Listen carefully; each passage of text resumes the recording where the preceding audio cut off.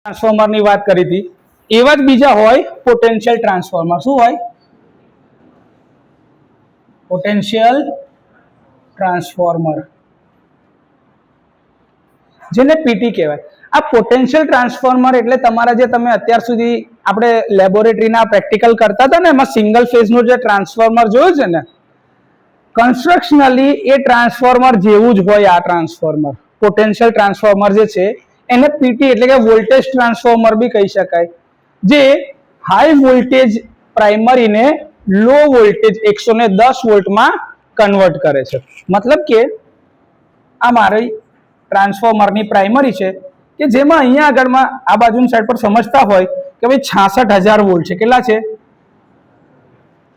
તો આ બાજુની સાઈડ પર જે સેકન્ડરી હશે ને એમાં અહીંયા રિલેની કોઇલમાં જતું હશે, કાં તો ઇન્સ્ટ્રુમેન્ટની અંદરમાં મેજર થતું હોય, તમે લગાડી શકો તો એ 110 વોલ્ટ આવે એના બે ટર્મિનલની અક્રોસમાં. કેટલા આવે?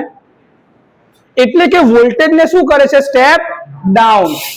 કન્સ્ટ્રક્શન જે તમે સમજતા હતા એવું જ કન્સ્ટ્રક્શનમાં કોઈ જ વાંધો નહીં. જે કોર હતો ને એ પાછો આમાં બી CRGO મટીરિયલ, જેને તમે સિલિકોન સ્ટીલ કહેતા હતા, સિલિકોન સ્ટીલ, એને નાના નાના નાના સ્ટેમ્પિંગ્સ બનાવતા હતા. કેમ? આયર્ન લોસીસ ઓછો કરવા માટે, એડી કરંટ લોસ અને હિસ્ટેરિસિસ લોસને લિમિટ કરવા માટે તમે નાના નાના સ્ટેમ્પિંગ્સ બનાવેલા હતા. યાદ છે આવું કઈ?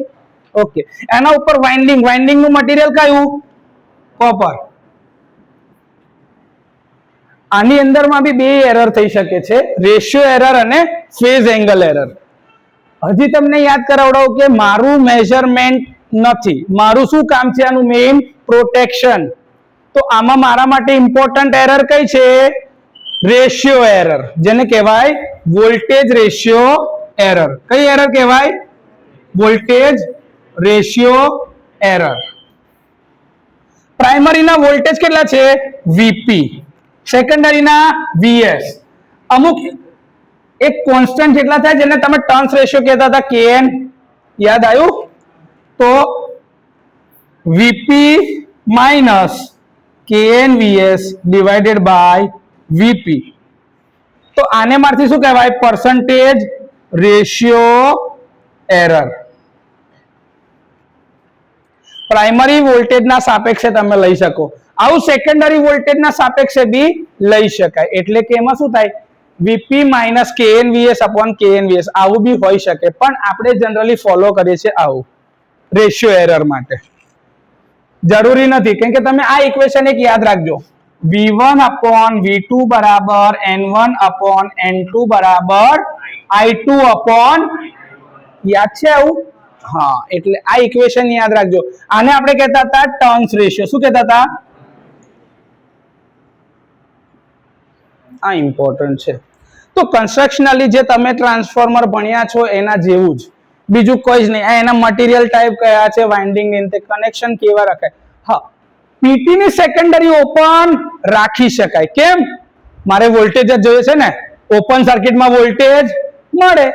કેટલા વોલ્ટેજ મળે ઓપન સર્કિટમાં? રેટેડ. કેમ? કેમ કે કોઈ પણ જગ્યાએ ડ્રોપ થાય, સર્કિટની અંદરમાં ક્યાંક તો નાનો નાનો રેઝિસ્ટન્સ તો હોય કે નહીં, એની જોડે I ઇન્ટુ R ગુણાય તો વોલ્ટેજ ડ્રોપ થાય. પણ સર્કિટ જ ઓપન છે તો કરંટ ફ્લો થાય, તો જેટલા વોલ્ટેજ અહીંયા ઇન્ડ્યુસ થાય ને એ બધા વોલ્ટેજ અહીંયા આઉટપુટમાં દેખાય, એના ટર્મિનલની અક્રોસમાં જોવા મળે જ. તો આ તમારી આઈડિયલ કન્ડિશન કહેવાય. આ તમારું છે પોટેન્શિયલ ટ્રાન્સફોર્મર. કન્સ્ટ્રક્શનલી જે તમે ટ્રાન્સફોર્મર જો છે, આપણે ઓલરેડી આના પ્રેક્ટિકલ બી છે લેબોરેટરીની અંદરમાં, કે રેશિયો ટેસ્ટ અને પોલારિટી ટેસ્ટ જોવાના છે. એ કરંટ ટ્રાન્સફોર્મર માટે બી જોવાના છે, પોટેન્શિયલ ટ્રાન્સફોર્મર માટે બી જોવાના છે.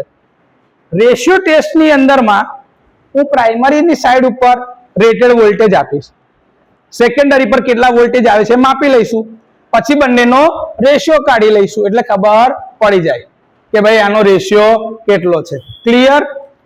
હા કે ના? પોલારિટી માટે હંમેશા ડીસી સપ્લાયની જરૂર પડશે. કેમ? કેમ કે અહીં તો આ એસી સપ્લાય છે. જો યાદ કરો, એસી સપ્લાય એટલે એક પોઝિટિવ હાફ સાયકલ પછી તરત નેગેટિવ, પોઝિટિવ નેગેટિવ કન્ટિન્યુઅસલી ચાલ્યા કરશે. તો આ હાફ સાયકલ થી મને પોલારિટી મળે ખરી? ના મળે. એટલા માટે કોઈ દિવસ પોલારિટી ટેસ્ટ જે છે એસી સપ્લાય ઉપર થાય, પોલારિટી ટેસ્ટ હંમેશા ડીસી સપ્લાય ઉપર થાય. હવે આમાં કઈ ડીસી એટલા બધા વોલ્ટેજ નહીં આપણ કે જેથી ટ્રાન્સફોર્મરને ડેમેજ થાય, નાના જ વોલ્ટેજ આપવાના છે. અને એનું ડિફ્લેક્શન સામે અહીંયા આગળ સેન્ટર 0 વાળું વોલ્ટમીટર મૂકેલું હોય. જો તમારી પોલારિટી સાચી હશે ને તો ડિફ્લેક્શન રાઈટ સાઈડ પર થશે, અને જો પોલારિટી ખોટી હશે તો લેફ્ટ સાઈડ ઉપર થશે. એ મીટરના આધારે પ્રેક્ટિકલની અંદરમાં તમે જોશો ત્યારે વધારે ખબર પડશે. પણ હમણાં ખાલી આટલું ધ્યાન રાખો. અહીં સુધી હમણાં કોઈને ડાઉટ હોય તો બોલો. કોઈ ડાઉટ છે આમાં? આટલું લખી લો. આ તમે પોટેન્શિયલ ટ્રાન્સફોર્મર અને કરંટ ટ્રાન્સફોર્મર બંને જોયા ખરા કે બંને, પણ આની જરૂરિયાત શું? તો કે એની જરૂરિયાત શેના માટે છે? તો પોટેન્શિયલ ટ્રાન્સફોર્મર છે એ શું કરે છે? વોલ્ટેજ સ્ટેપ ડાઉન કરે છે. વોલ્ટેજ સ્ટેપ ડાઉન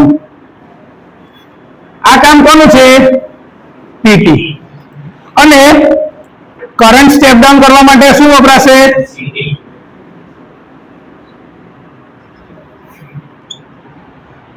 આ બંનેની જરૂરિયાત એટલા માટે છે કારણ કે તમે જો પ્રાઇમરી સાઈડ ઉપર 66,000 વોલ્ટ, 132 કેવી, 400 કેવી, 220 કેવી અને અત્યારે 765 કેવી પર બી ઇન્ડિયા ચાલી રહ્યું છે, એટલે 765,000 વોલ્ટ. તો આના ઉપરથી જો ડાયરેક્ટ સિગ્નલ લઈ લઈએ તો રિલે કેવું હોવું જોઈએ? એનું ઇન્સ્યુલેશન લેવલ કેવું બનાવવું પડે? આમાં ફોલ્ટ થાય તો રિલેને કેવું નુકસાન થઈ શકે છે? વિચારો. હવે આ જગ્યા ઉપર અત્યારે પીટી નું ઇમ્પોર્ટન્સ છે, સીટીબી મૂકી હોય તો પ્રાઇમરીમાંથી 1000 એમ્પિયર કરંટ જઈ રહ્યો છે, 2000 એમ્પિયર, તો ટર્ન્સ કેટલા જાડા જોઈશે એના વાયર?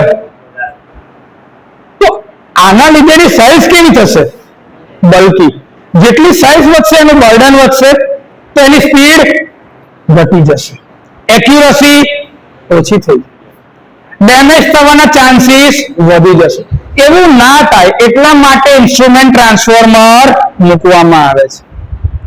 આ ઇન્સ્ટ્રુમેન્ટ ટ્રાન્સફોર્મર જે છે હંમેશા સેચ્યુરેશન રીજનની નજીક જ ઓપરેટ થતા હોય. કેમ? કેમ કે એને ફેથફુલ ટ્રાન્સફોર્મ કરવાનું છે. યાદ રાખો આ શબ્દ મેં કીધેલો કે ફેથફુલ ટ્રાન્સફોર્મેશન, આવો એક શબ્દ યાદ રાખજો. એનો મતલબ થાય કે પ્રાઇમરી બાજુ ગમે તેટલા વોલ્ટેજ કે ગમે તેટલો કરંટ હશે, કોર એનું સેચ્યુરેટ નહીં થાય અને સેકન્ડરીમાં જોઈતું આઉટપુટ આપશે જ.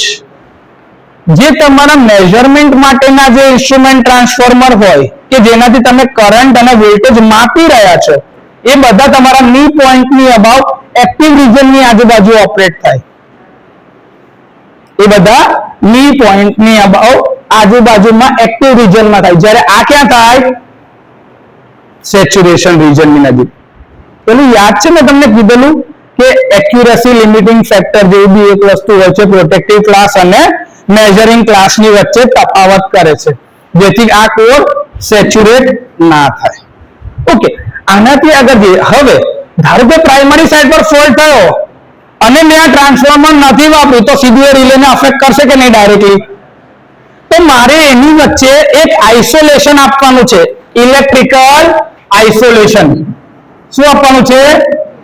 Electrical isolation. અને એ ઇલેક્ટ્રિકલ આઇસોલેશન આપવા માટે મારે ઇન્સ્ટ્રુમેન્ટ ટ્રાન્સફોર્મર જોઈએ. કારણ કે આમાં કયું કપલિંગ છે? Magnetic coupling. કયું કપલિંગ છે? Magnetic coupling. એટલે કે જે તમે વોલ્ટેજ કે કરંટ આવશે એના લીધે જે ઈએમએફ ઇન્ડ્યુસ થશે ને કરંટ ફ્લો થશે, તો અહીંયા આગળમાં જે આ લિંકેજ છે Faraday's law of electromagnetic induction, કે ઇલેક્ટ્રિસિટીના કારણે જે મેગ્નેટિક ઇફેક્ટ આવે છે એના દ્વારા કપલિંગ થયેલું છે. તમે જો વચ્ચે કોર છે, આઇસોલેશન છે, બંને વાઇન્ડિંગ અલગ અલગ છે. આ રિલે સાથે કનેક્ટેડ છે ને આ પ્રાઇમરી સપ્લાય સાથે. તો આમાં મેગ્નેટિક મીડિયમમાં કપલિંગ છે. ઇલેક્ટ્રિકલી તો આઇસોલેટેડ જ છે, બંને અલગ અલગ છે ઇલેક્ટ્રિકલી. તો ઇલેક્ટ્રિકલી આઇસોલેટેડ, મેગ્નેટિકલી કપલ.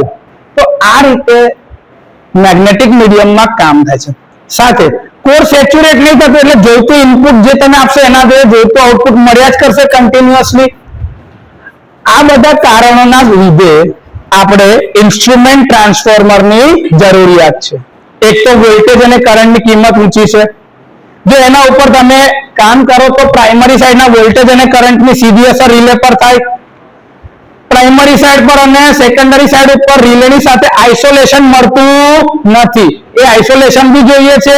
બીજું કે જેટલા બી વોલ્ટેજ ઊંચા હશે જેટલા બી કરંટ ઊંચા હશે પણ એને ફેઝફુલ ટ્રાન્સફોર્મ કરીને સેકન્ડરીમાં રિલેને જોઈતા વોલ્ટેજ અને કરંટમાં કન્વર્ટ કરવા માટે તમારે ઇન્સ્ટ્રુમેન્ટ ટ્રાન્સફોર્મરની જરૂરિયાત છે.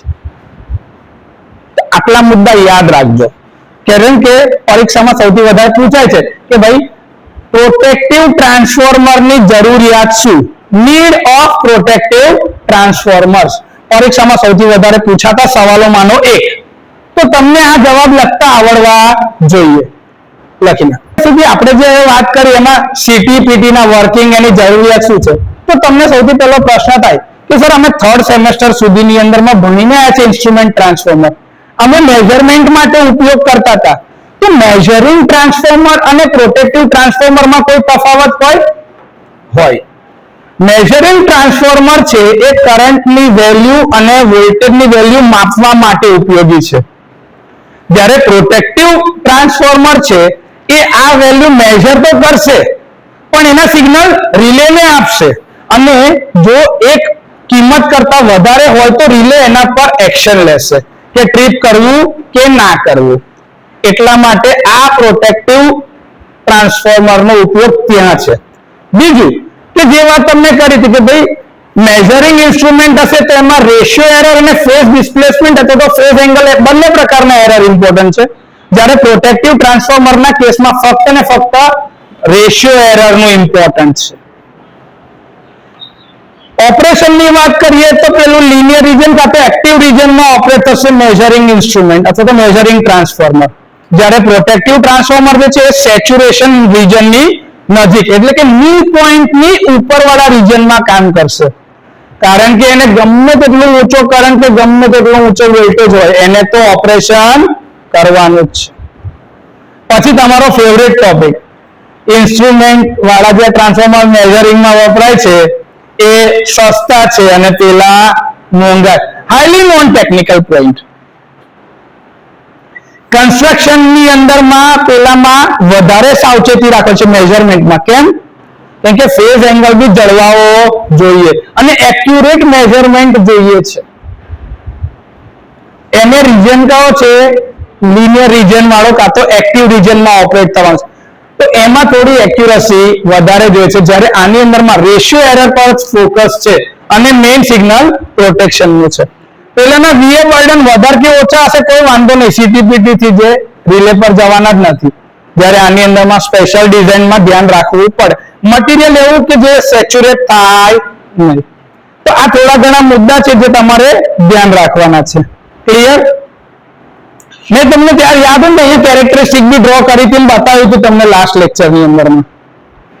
એના પછી સર અગર આ ઇન્સ્ટ્રુમેન્ટ ટ્રાન્સફોર્મર છે તમે જે કહો છો કે આ પીટી એટલે કે પોટેન્શિયલ ટ્રાન્સફોર્મર છે એ સાદા ટ્રાન્સફોર્મર જેવું જ છે, તો પાવર ટ્રાન્સફોર્મર અને પોટેન્શિયલ ટ્રાન્સફોર્મરમાં શું તફાવત? પાવર ટ્રાન્સફોર્મર અને પોટેન્શિયલ ટ્રાન્સફોર્મરમાં શું તફાવત?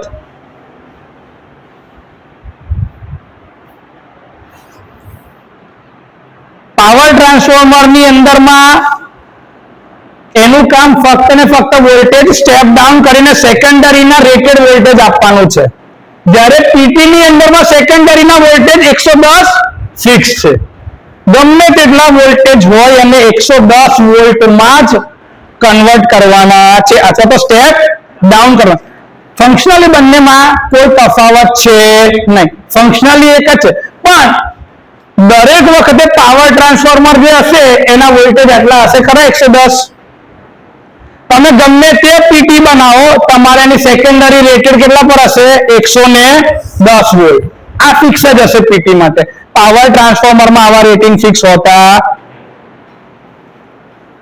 આની અંદરમાં એક્યુરસી લિમિટિંગ ફેક્ટર અને કોર સેચ્યુરેટ ના થાય એટલા માટેની બનાવટ એવી રીતે કરવામાં આવે છે કારણ કે એનું ઓપરેશન ક્યાં છે?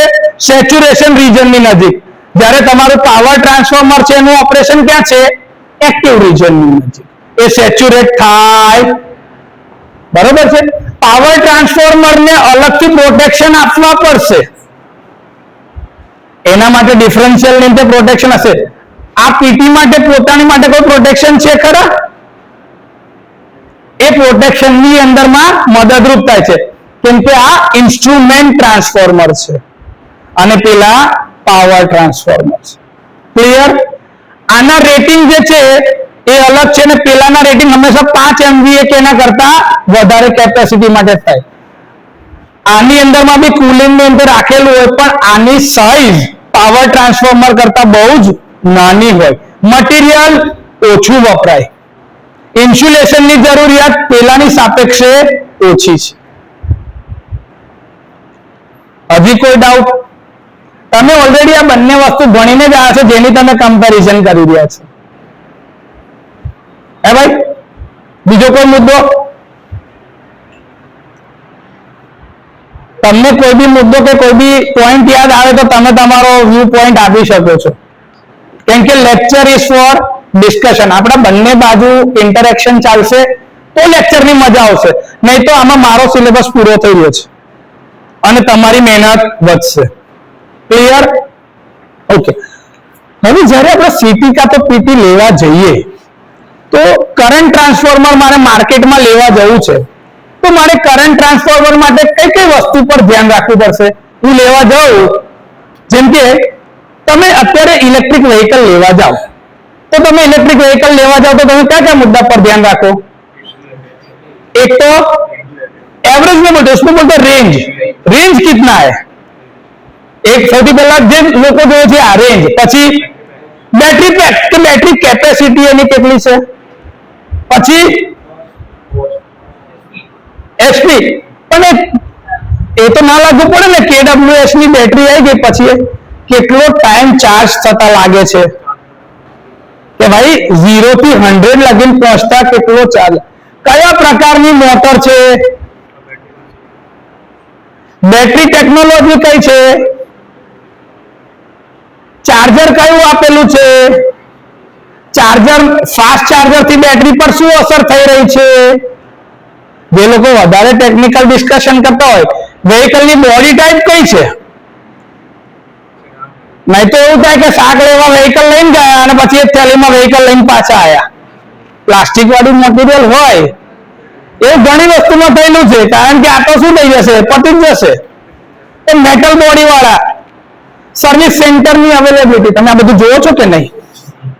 સર મેન્ટેનન્સ કેટલું છે અને 5 વર્ષની વોરંટી કે 10 વર્ષની વોરંટી પછી તો મારે ફરીથી બેટરી લેવાની થઈ તો મારે એનો કેટલો ખર્ચો થશે.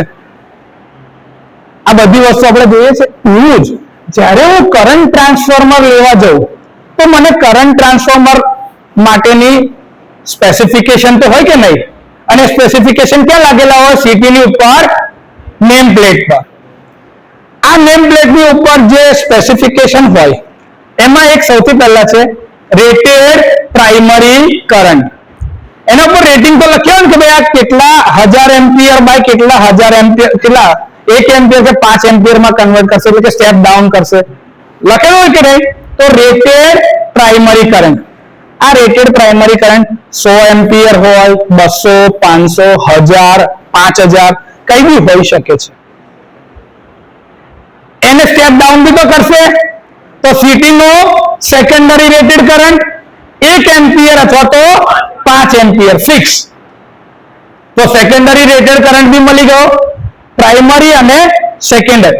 ત્રીજી મેઇન વસ્તુ જે લખેલી હોય એ ratio, CT ratio, standard CT ratio એવું લખેલું હોય. શું લખેલું હોય? Standard CT ratio.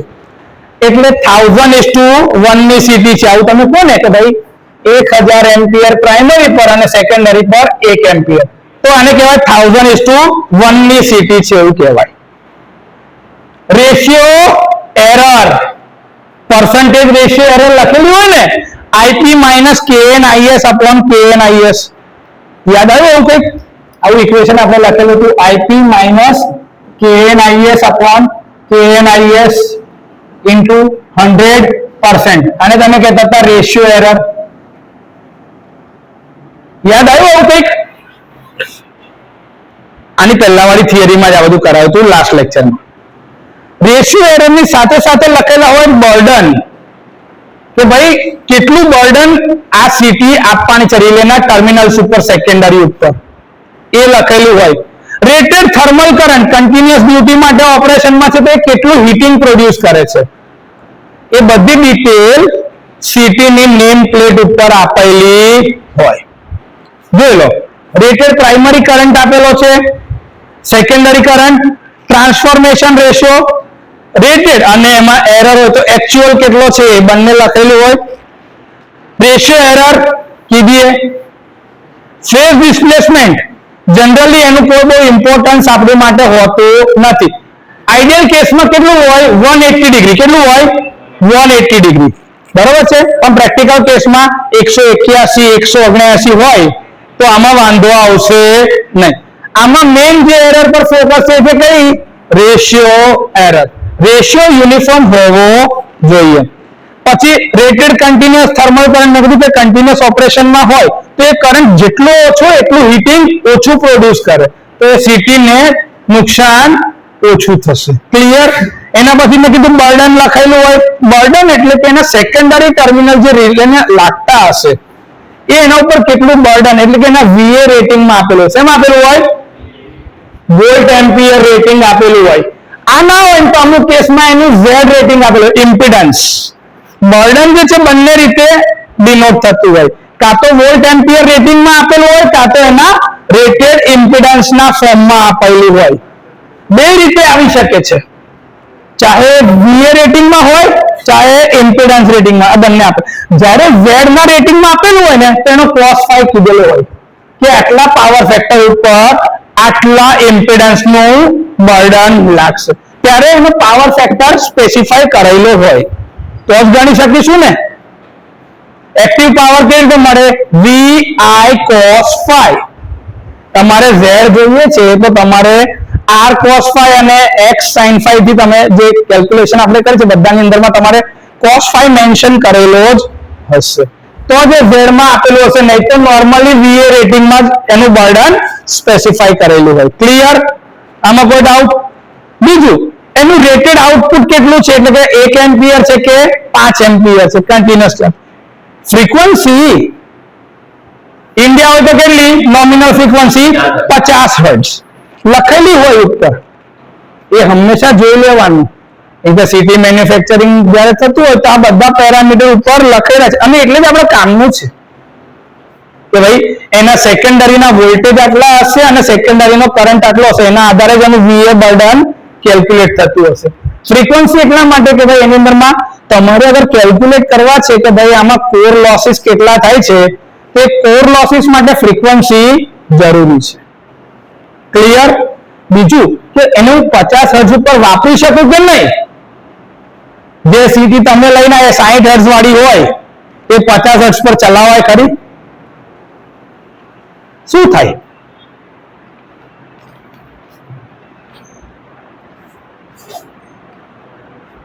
એના ઓપરેશનમાં શું ચેન્જ આવી શકે?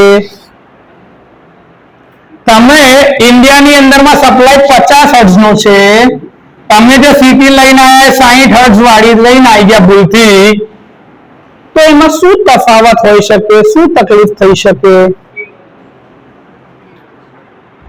એટલે ભાઈ સીટી ને દોડાવવાની થોડી છે, એ તો સ્ટેશનરી હોય ને સીટી ને પીટી તો, અને જવાનું છે રિલે ને. રિલે ભાગતું નથી અત્યારે. ઇલેક્ટ્રોમિકેનિકલ રિલે હોય ને તો આપણે કોઈ આવો મુદ્દો કન્સિડર કરીશું, પણ આપણી વાત જ હવે શું છે કે હવે તો ડિજિટલ રિલે છે. સ્ટેટિક રિલે હોઈ શકે. સ્પીડ નો મુદ્દો ક્યારે આવે? જ્યારે તમારા રોટેટિંગ મશીનની તમે વાત કરતા હોય, એમાં સિન્ક્રોનસ હોય તો જ 120f/p. આ મુદ્દો યાદ રાખવાનો, સિન્ક્રોનસ ઝડપ વાળો. હાલ તો એવો કોઈ કેસ છે નહીં. કોરના લોસીસ ઉપર અસર થાય? hysteresis losses is proportional to f raised to 1.6 and eddy current loss is proportional to frequency no square.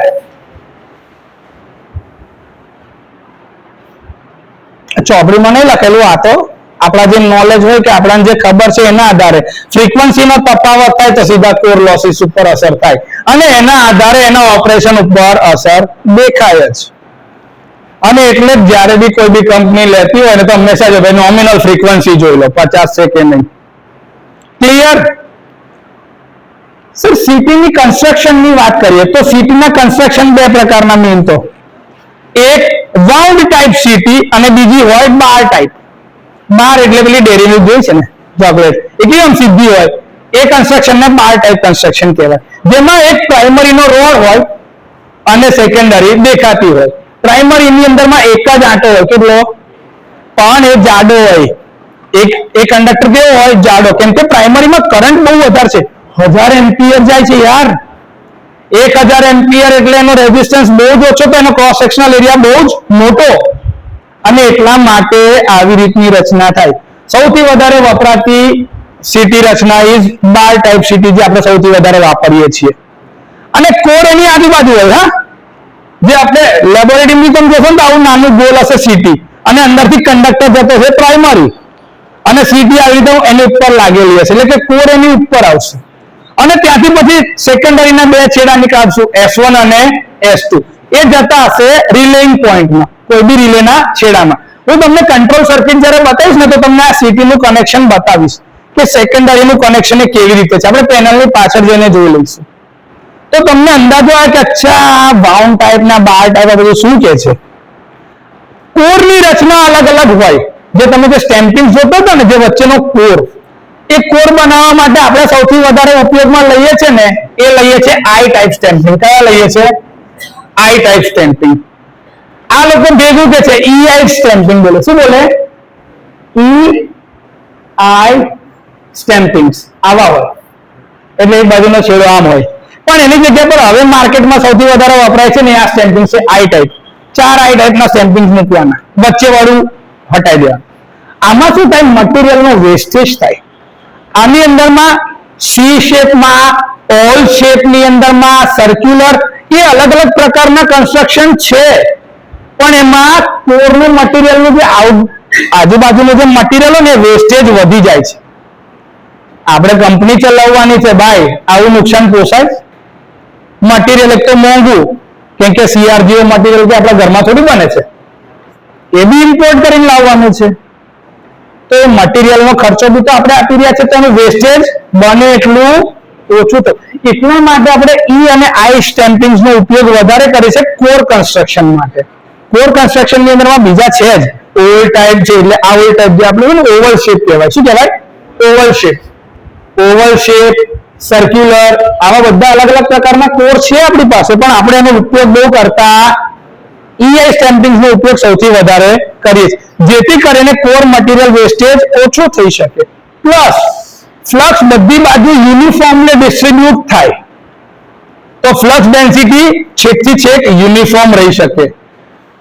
Magnetic flux જે છે ને બધે સેટઅપ ઇક્વલી થાય, સેકન્ડરી વાઇન્ડિંગ સાથે કમ્પ્લીટ લિંક થાય તો લીકેજ ઓછું થઈ જાય, લિંકેજ વધી જાય. કયું ફ્લક્સ કામનું છે, લિંકેજ કે લીકેજ?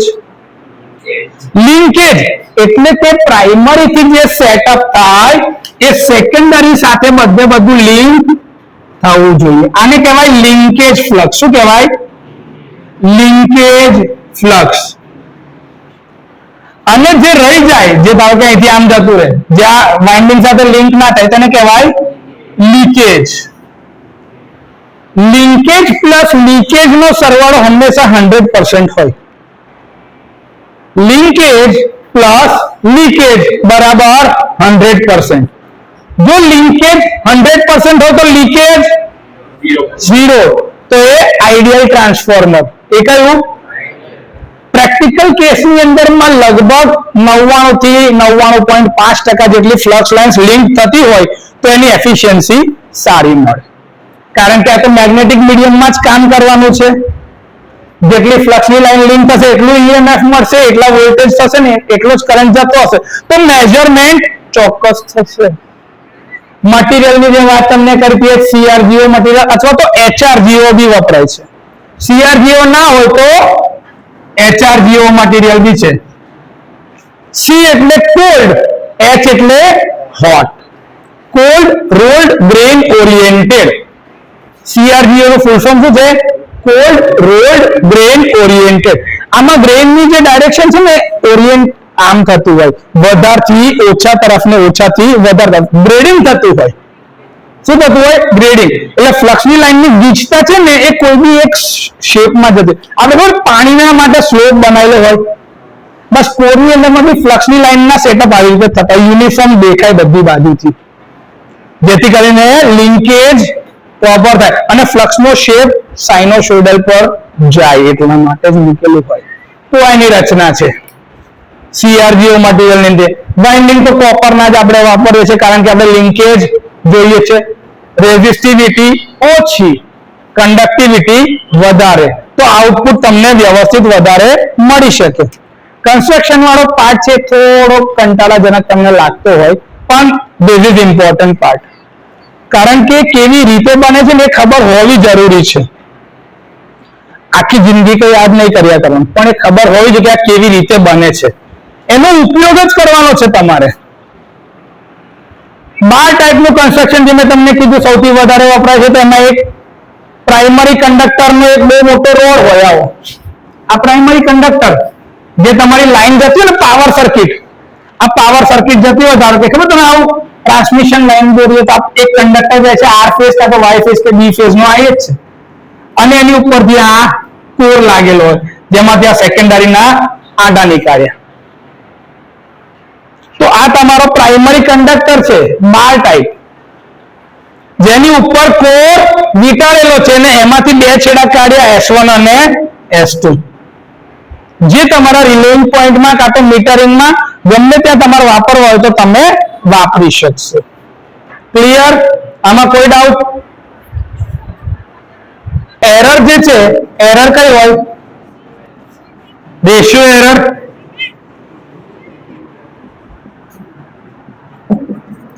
પ્રાઇમરીનો કરંટ IP, સેકન્ડરીમાં KNIS. કેમ? તમે યાદ કરો I2 upon I1 બરાબર N1 upon N2. યાદ છે આવું? આ એ છે, હું કશું એક્સ્ટ્રા નવું ઇક્વેશન કઈ જ નથી. 1 ની જગ્યા પર પ્રાઇમરી એટલે P, 2 ની જગ્યા પર સેકન્ડરી, અને એનો રેશિયો તમે આવું લખતા હતા KN, ટ્રાન્સફોર્મેશન રેશિયો કાં તો ટર્ન્સ રેશિયો, તમે જે બોલતા હોય આને તમે ટર્ન્સ રેશિયો કહેતા હોય તો I1 upon I2 જોઈતું હશે તમારે, જેને તમે શું કહેશો? Transformation ratio. શું કહેશો? Transformation ratio. તો આ શું થઈ જશે ખબર? I1 upon I2 તમે કહો તો 1 upon KN. યાદ હોય એવું કંઈક થાય છે, એમ્પિયર ટર્ન્સ બેલેન્સ હોય. હવે તમે શું કહો છો કે ભાઈ મારો રેશિયો એરર એટલે પ્રાઇમરી એક ફ્લક્સ સેટઅપ કર્યું તો બધું સેકન્ડરીમાં લિંક થઈ જવું જોઈએ, તો આ શું થઈ જશે? 0. આઈડિયલ CP હોય તો આ રેશિયો એરર શું હોવી જોઈએ? 0. પણ જો બધું સેકન્ડરીમાં ફ્લક્સ લિંક નહીં થતું તો એમાં થોડીક એરર રહી જશે, તો ફ્લક્સ લિંકેજ ઘટશે. IP ની સાપેક્ષ એટલે પ્રાઇમરી કરંટની સાપેક્ષ લઈએ ને તો આને કહેવાય પર્સન્ટેજ રેશિયો એરર. કેમ? કેમ કે આ સોર્સ છે, સોર્સની સાપેક્ષે ત્યાં સેકન્ડરીમાં લિંક થવાનું છે, એટલે જનરલી આપણે IP minus KNIS upon IP ની રીતે પર્સન્ટેજ રેશિયો એરર કાઢીએ છીએ, અને પર્સન્ટેજમાં કાઢીએ તો 100 થી મલ્ટીપ્લાય કરી દેવાનું. તમે ભૂલથી IP minus KNIS upon KNIS થી બી કાઢી નાખ્યું તો કઈ ખોટું નથી, બી રેશિયો એરર છે. જે તમે વોલ્ટેજ રેગ્યુલેશનમાં અપ રેગ્યુલેશન અને ડાઉન રેગ્યુલેશન કરતા હતા બસ એના જેવું છે. તો આનો જવાબ પ્રાઇમરીની સાપેક્ષે આવશે, કારણ કે મેઇન કરંટની સાપેક્ષે, મેઇન ફિલ્ડની સાપેક્ષે જે ફ્લક્સ સેટઅપ થાય છે એની સાપેક્ષે આવશે. પેલું ઇન્ડ્યુસ થયેલા કરંટની સાપેક્ષે આવશે. કોઈ ફરક પડશે નહીં, પણ લખવું પડશે કે કોની સાપેક્ષે તમે રેશિયો એરર શોધેલું છે. બીજી એરર જે છે ફેઝ એંગલ એરર અથવા તો ફેઝ ડિસ્પ્લેસમેન્ટ એરર. કઈ એરર છે? ફેઝ એંગલ અથવા તો phase displacement error.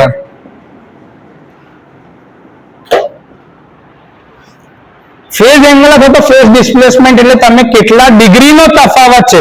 Ideal transformer હોય તો પ્રાઇમરી થી એક્ઝેક્ટ 180 ડિગ્રી પર સેકન્ડરી હોવું જોઈએ. એવું હોવું જોઈએ, પણ હશે ખરું દર વખતે જરૂરી છે? નહીં હોય. એ 180 ની જગ્યા પર 181 બી હોય કાં તો 179 બી હોય. તો આની જે એરર આવે છે એ ડિગ્રીમાં બી માપી શકાય, એટલે કે કેટલા ડિગ્રી એટલે કે એંગલ. અને પ્લસ ઘડિયાળની રીતે તમે આ જોતા હોય ને, આ ઘડિયાળ તો તમારી ક્લોક હોય છે ને સામે 180 ડિગ્રી, આ 0 ડિગ્રી અને આ 180 ડિગ્રી. તો ઘડિયાળની અંદરમાં મિનિટ્સ હોય, નાની મિનિટ્સ હોય. તો ડિગ્રીના ફોર્મમાં ના, એરર બહુ નાની છે તો અમુક મિનિટમાં બી એને ડિસ્પ્લે કરાય. એટલે ફેઝ ડિસ્પ્લેસમેન્ટ એરર મિનિટ્સમાં બી હોઈ શકે. આટલા ડિગ્રી આટલી મિનિટ એ લખેલું હોય, કેમ કે આવું લખેલું હોય 1 degree 28 minutes આવું હોય, આવું હોઈ શકે. આવું હોય એરર, આવી હોય ફેઝ ડિસ્પ્લેસમેન્ટ એરર આવી હોઈ શકે છે. આવું શું મિનિટ એટલે તું એવું કે ને 1.15%, 1.15 ડિગ્રી કે ને તો 15 ડિગ્રી નહીં કહેવાનું. જો 1.15 ડિગ્રી થઈ, 1 ડિગ્રી એટલે 60 મિનિટ થાય. 1 ડિગ્રી એટલે કેટલા? તો આને મારાથી દેખો છે 1 ડિગ્રી 15 એટલે 60 નો ચોથો ભાગ, તો પેલું 15 મિનિટ નાનો ભાગ,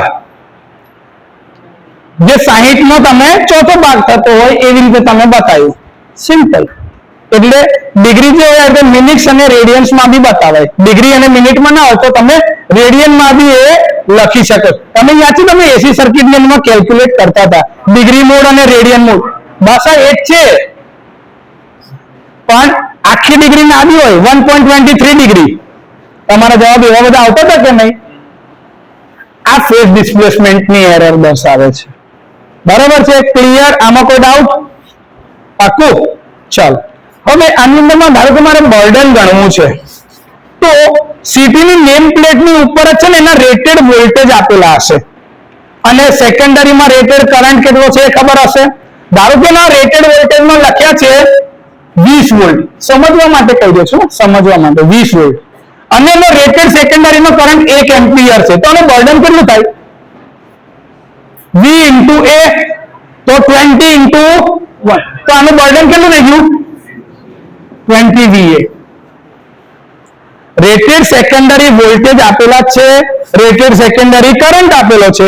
આ બંનેનું મલ્ટિપ્લિકેશન કરો તો તમને એનું રેટેડ બર્ડન મળી જશે. હવે આ જગ્યા પર તમને એવું કીધું કે ભાઈ આની અંદરમાં આપણે Z માં એની વેલ્યુ કેવી છે, તો Z બરાબર શું થાય? V upon I impedance. પણ આપણા ઇમ્પિડન્સ ના બી તો બે ભાગ છે, R અને X. મારે આ બંને વચ્ચે તફાવત તો તમારે શું જોતું હશે? બીજું cos phi. યાદ કરો, મારી પાસે cos phi હશે તો હું આ વસ્તુ કરીશ ને, કેમ કે R બરાબર શું છે તો કે Z into cos phi અને X બરાબર શું છે તો કે Z into sin phi. મારે વેલ્યુ કોની જે છે? Z ના ફોર્મમાં. પાવરનો લોસ I² into R અને reactive loss I² into X. તો જ મને શું મળશે? I² into Z લોસ મળે. I અને Z મળી જાય તો મને V I કરી નાખું તો મને ઇમ્પિડન્સ તો છે જ મારી પાસે. તો રેટેડ બર્ડન ઇમ્પિડન્સના ફોર્મમાં બી મળી જાય. તો એ ટાઈમે પાવર ફેક્ટર લોડનો હશે અથવા તો સીટીની સેકન્ડરી પર હશે મેન્શન કરેલો હોય તો એનું બર્ડન ઇમ્પિડન્સના ફોર્મમાં પર ફેઝમાં ZPH તરીકે આપી શકો. અહીંયા પીએચ લખી દેવાય પર ફેઝ વેલ્યુ તમારે જોઈતી હોય ને તો, કારણ કે સીટીના કનેક્શન હવે આના પછી જે જોવાના છે સીટીના કનેક્શન થ્રી ફેઝમાં જોવાના છે, તો થ્રી ફેઝમાં સ્ટાર કનેક્શન બી હોય અને ડેલ્ટા કનેક્શન બી હોય. જો સ્ટાર કનેક્શન હોય તો યાદ છે તમને આવું તમે કરતા હતા? આ ન્યુટ્રલ પોઈન્ટ, આ આર ફેઝ, વાય ફેઝ, બી ફેઝ, આ સ્ટાર કનેક્શન થઈ ગયું. આવું સેકન્ડરીમાં બી હોય. હા, આવું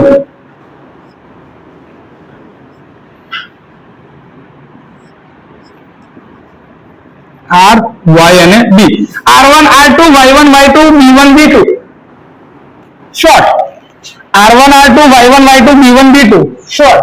આ સ્ટાર સ્ટાર કનેક્શન થઈ ગયું સિટી નું. ડેલ્ટા હોય તો R2 થી Y1, Y2 થી B1, B2 થી R1, RY B ના છેડા બહાર કાઢી લેવાના. યાદ છે આવું કંઈક? આમાં તમારે કરંટની પોલારિટી કેવી જોઈએ છે એના આધારે R2 માંથી કાઢવાનું કે R1 માંથી છેડો કાઢવાનો, એના લીધે. યાદ છે તમે પેલું ફેઝ શિફ્ટ ટ્રાન્સફોર્મર ને દોરતા હતા 180 ડિગ્રી કાં તો 0 ડિગ્રી? યાદ આવ્યું આવું કંઈક? તો સ્ટાર અને ડેલ્ટાની કનેક્શન આવી રીતે થાય. ડેલ્ટાનું કનેક્શન દોરી બતાવું કે સમજ પડી ગઈ? જો ના હોય તો આવું હોય. જો ડેલ્ટા માટે આ મારી વાઇન્ડિંગ છે,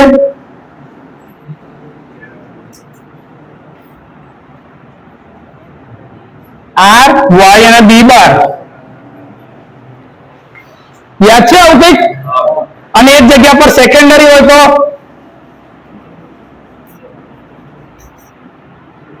આર, વાય, બી, ટર્મિનલ એના આઉટસાઇડ બાર 180 ડિગ્રી ફેઝ શિફ્ટમાં. તો આ સ્ટાર કનેક્શન થઈ ગયું સીટી નું, આ ડેલ્ટા કનેક્શન થઈ ગયું. હજી મજાની વસ્તુ છે કે આની અંદરમાં અલગ પ્રકારના કનેક્શન પીટી આવશે ને તો આવશે, ઓપન ડેલ્ટા કનેક્શન આવશે. એટલે કયું? Open delta. વીવી કનેક્શન એ પોટેન્શિયલ ટ્રાન્સફોર્મરના કેસમાં આવશે. આમાં કોઈ ડાઉટ હોય તો બોલો. ક્લિયર? તો સીટી આજે આપણી વચ્ચેથી પતી ગઈ. એનું કન્સ્ટ્રક્શન, એની એપ્લિકેશન, એના રેટિંગ્સ ની બધી વાત આપણને હવે ખબર પડી ગઈ. ક્લિયર? સીટીની સેકન્ડરી ઓપન કેમ નહીં રખાતી આપણે ગયા લેક્ચરમાં જોઈ લીધું છે ઓલરેડી. એટલે સીટી એટલે કે કરંટ ટ્રાન્સફોર્મર નો પોર્શન આજે પતી ગયો. બરોબર? નેક્સ્ટ લેક્ચર થી જ્યારે બી ડિસ્કશન કરીશું તો હવે પોટેન્શિયલ ટ્રાન્સફોર્મર.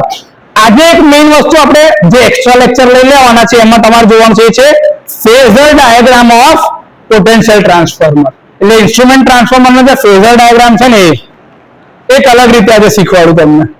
કેલ્ક્યુલેશન ને બધું પૂરું કરી દીધું છે. હવે આપણે જઈ રહ્યા છે પોટેન્શિયલ ટ્રાન્સફોર્મર તરફ.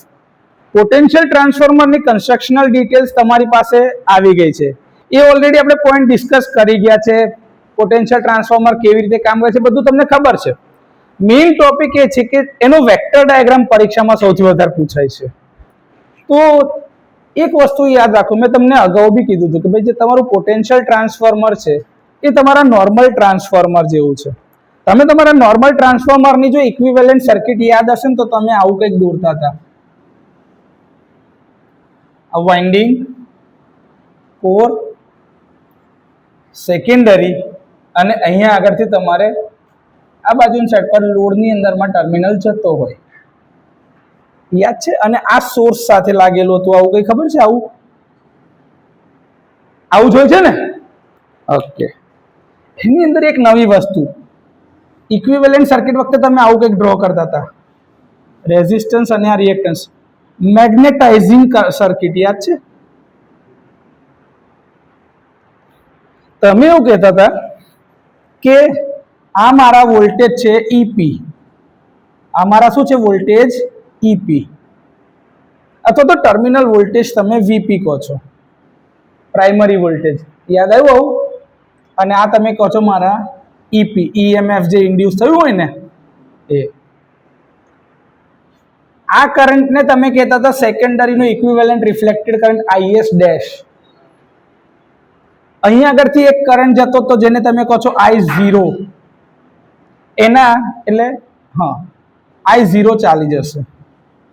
આને તમે કહેતા હતા IW કમ્પોનન્ટ અને આને કહેતા હતા તમે I mu, magnetizing component. I0 અને IS ડેશ નો જો સરવાળો થાય ને તો તમારો કરંટ બનતો તો પ્રાઇમરી કરંટ ટોટલ. આ તમારો મેઇન કરંટ IP. એવું જ અહીંયા આગળ જે ઈએમએફ ઇન્ડ્યુસ થાય એ તમારું કયું હોય? ES. કયું હોય? ES. અહીંયા આગળ જે વાઇન્ડિંગ ને તે બતાવ્યું નથી, પણ પ્રાઇમરીની વાઇન્ડિંગ હશે તો એનો રેઝિસ્ટન્સ અને રિએક્ટન્સ બી હશે, એવું સેકન્ડરીનો બી રેઝિસ્ટન્સ અને રિએક્ટન્સ હશે. અને અહીંથી આ જે તમારો ટર્મિનલ છે ત્યાં આગળ તમે કહેતા હતા VS, બરાબર, આવું કંઈક સેકન્ડરીનો કરંટ IS. સર એના રેઝિસ્ટન્સ ને રિએક્ટન્સ બતાવેલા રાખો ને. ઓકે, રેઝિસ્ટન્સ રિએક્ટન્સ એટલે આ તમારો RS, આ તમારો XS, આ બંનેનું સમેશન થાય તો શું બને? ZS. યાદ આવ્યું આવું કંઈક? એવું આ પ્રાઇમરીમાં બી થશે ને. અહીંયા આગળમાં R પ્રાઇમરી, XP અને આના લીધે શું બનશે? ZP. યાદ આવ્યું આવું કંઈક? હા કે ના? તો આવી કંઈક તમે ઇક્વિવેલેન્ટ સર્કિટ ડ્રો કરતા હતા. આના આધારે આપણો વેક્ટર ડાયાગ્રામ એકચ્યુઅલી બને છે. મોટા ભાગના છોકરાને વેક્ટર ડાયાગ્રામમાં જ તકલીફ છે કે સર મને ખબર જ નહીં પડતી. તો યાદ કરો, ટોપિકનું નામ લખેલું જ રાખો પહેલા તો, vector diagram of potential transformer. PT માટેનો વેક્ટર ડાયાગ્રામ તમારે ડ્રો કરવાનો છે. ઓકે, આ એની ઇક્વિવેલેન્ટ સર્કિટ આવી કંઈક છે. કયા પ્રિન્સિપલ ઉપર કામ કરે છે આ? Faraday's law of electromagnetic induction. યાદ આવ્યું? ઓકે, લખેલું રાખું જરાક. Faraday's law of electromagnetic mutual induction. અચ્છા સર, તો જે ઈએમએફ ઇન્ડ્યુસ થાય એ શું કહેવાય? સર, એ ફ્લક્સના ફેરફારનો દર છે. એટલે E is proportional to d phi by dt. યાદ આવ્યું? into number of turns and d phi by dt. અને સર એક વસ્તુ રહી ગઈ, નેગેટિવ સાઇન. શું હતું? લેન્ઝ લો. યાદ આવ્યું લેન્ઝ લો નું?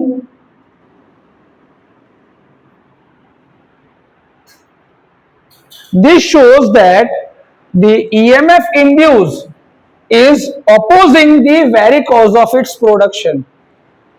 કે EMF એ જે ફ્લક્સના લીધે ઉત્પન્ન થતું તે ફ્લક્સનો જ વિરોધ કરે છે.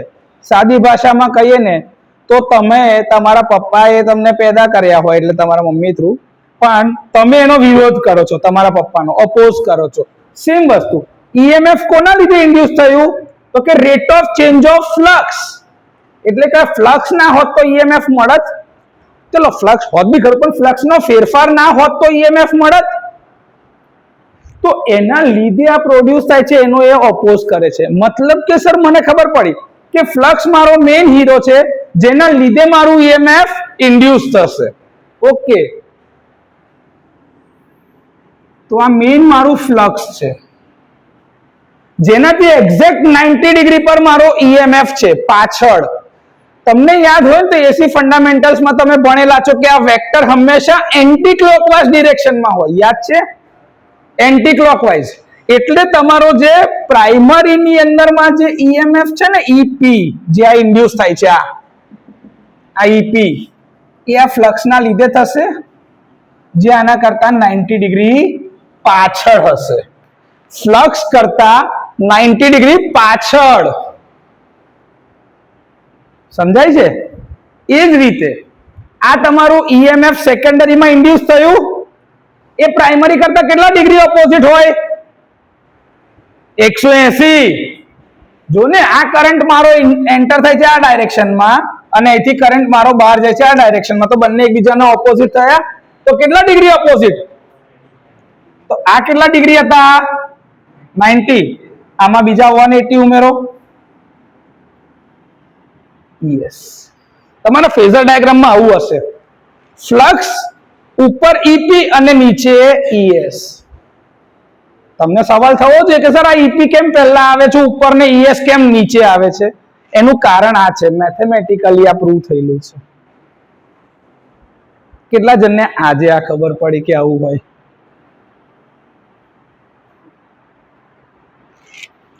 આ છે મેથેમેટિક્સ.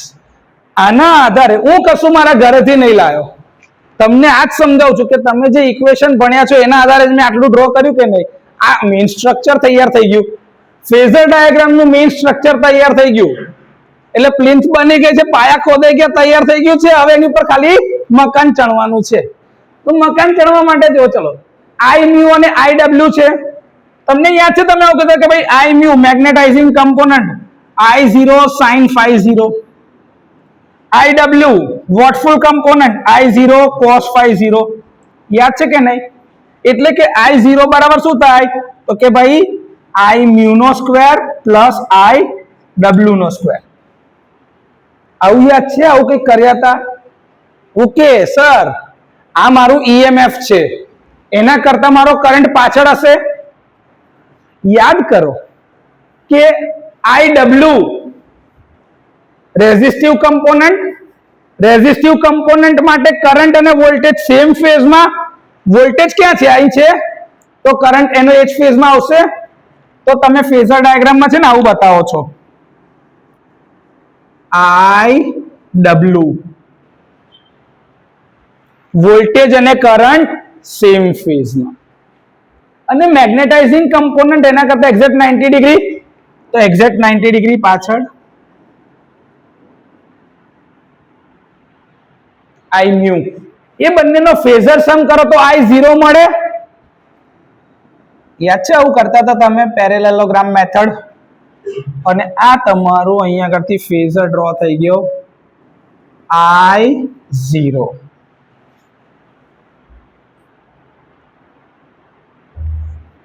I0 અને એનો કમ્પોનન્ટનો આનો ઘટક જે બનતો હતો એમાં તમે phi 0 એંગલ કહેતા હતા.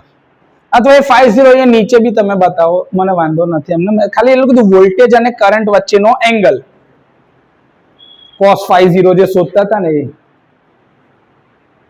હવે મારો આ I0 કમ્પોનન્ટ મળી ગયો. મારે હવે શું જોઈએ છે? IS dash. ઓકે ના? તો IS ડેશ ની કંઈક તો કિંમત હશે કે નહીં?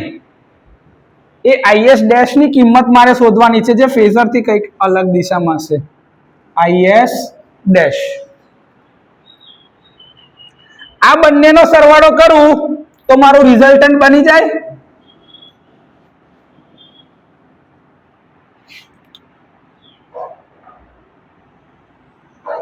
પ્રાઇમરી કરંટ IP, I0 અને IS ડેશ નું કમ્પોનન્ટ ભેગો કરતો IP બની જાય. યાદ આવ્યું? ઓકે ના? હવે એ જ પ્રાઇમરીના કરંટના આધારે જ આપણે તો ડ્રોપ ગણવાના છે, કે વાઇન્ડિંગ માંથી તો ટોટલ કરંટ જ જવાનો છે ને. તો મારે તો ટોટલ કમ્પોનન્ટના આધારે જ ગણવાનું છે. એપ્રોક્સિમેટલી તમે જે કહો છો ને આ વસ્તુ સાચું છે કે સાહેબ એમાંથી તો IS ડેશ નો કરંટ જાય છે. તમે IS ડેશ ની રીતે બી આમ ગણી શકો છો. જો I અને એટલે વોલ્ટેજ અને કરંટ તો સેમ ફેઝમાં જાય, તો આ શું થઈ ગયું? IP RP. યાદ છે તમે આવું કીધા કે ભાઈ વોલ્ટેજ જે દિશામાં હોય કરંટ આ દિશામાં છે તો વોલ્ટેજ બી આ દિશામાં ડ્રોપ થશે. ઓકે ના? એનાથી 90 ડિગ્રી પર IP XP, તો એનાથી 90 ડિગ્રી પર તમે કરશો IP XP. R અને X નો ફેઝર ડાયાગ્રામ તમે બનાવશો એટલે શું બનશે? IP ZP. આવું બને છે. અને એને તમે સોર્સ સાથે જ્યારે અહીંયાથી જોડો છો ને, આ આખું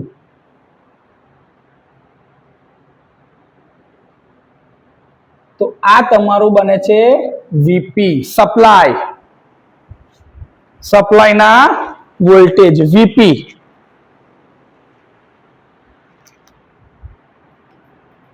VP અને IP વચ્ચેનો એક એંગલ બને જેને તમે પાવર ફેક્ટર એંગલ કહો છો phi. વોલ્ટેજ અને કરંટ વચ્ચેનો એંગલ બને છે ને આવું, એ આવ્યું. હવે આ IS ડેશ જ્યાં હશે કાં તો IP જ્યાં હશે એનાથી એક્ઝેક્ટ ઊંધો કરંટ છે IS. આઈપી કરંટ થી એક્ઝેક્ટ ઊંધો છે આઈએસ, ઓકે ના? જો તમે આ રીતે બી જોઈ શકો સર, આઈએસ ડેશ છે ને એનો એક્ઝેક્ટ ઓપોઝિટ આઈએસ છે. સેકન્ડરી કરંટ કોના ઓપોઝિટ છે? Exact IS. પણ આ બંનેની અંદરમાં મેગ્નેટાઇઝિંગ કમ્પોનન્ટની વેલ્યુ બહુ નાની છે, મિનિમમ છે. તો તમે એક કામ કરી શકો સર, હું આઈપી ના જેટલો આઈએસ ગણું તો ચાલે? સર તો એરર આવી જશે ને, કેમ કે ફેઝ એંગલ મોટો છે. તો હું શું કરું છું, મારો જે આઈએસ ડેશ છે ને એ એક્ઝેક્ટ ઓપોઝિટ 180 ડિગ્રીમાં મેં શું લખી દીધું, મારું આઈએસ સેકન્ડરી નો કરંટ. યાદ છે આવું? આ તમારું શું થઈ ગયું? ઈએસ. ઈએસ છે. ઈએસ ની અંદરમાં તમે અત્યાર લગીને જ્યારે બી વેક્ટર ડાયાગ્રામ ડ્રો કરે છે ને, તો તમે શું કરો છો કે આની અંદરમાંથી માઇનસ કરવાનું છે. તો સાદો મતલબ શું છે ખબર છે? કે ઈએસ ની અંદરમાં મારે આ ડ્રોપ ઉમેરવાનો છે તો મને વીએસ મળે. આપણે શું કરીએ છીએ ખબર છે? કે સર વીએસ ડ્રો કરી દીધો, વીપી થી એક્ઝેક્ટ 180 ડિગ્રીમાં વીએસ, અને પછી આ બધો ડ્રોપ અંદરથી માઇનસ કર્યો. તમે આવું જ ગોખી નાખો છો. આ ઊંધું છે. હવે શું ઈએમએફ ઇન્ડ્યુસ થયું, એની અંદરમાંથી આ ડ્રોપ શું કરવો પડશે? માઇનસ. માઇનસ કરવો હશે તો મારે એ ડ્રોપને કઈ બાજુ લઈ જવો પડશે? પાછળ. અહીંથી આમ પાછળ લઈ જશે તો જ મને મળશે ને, હા કે ના? ઈએસ વધારે હશે કે વીએસ વધારે હશે? કેમ? અંદર ઇન્ડ્યુસ થયું છે અને વીએસ ક્યાં છે? બહાર ટર્મિનલ પર મળે છે. તો વચ્ચેથી આ ડ્રોપ માઇનસ નહીં કરવાનો, એટલે એ ડ્રોપ શું કરવો પડશે? માઇનસ. એકચ્યુઅલીમાં આના માટે શું થાય ખબર છે? આવું છે.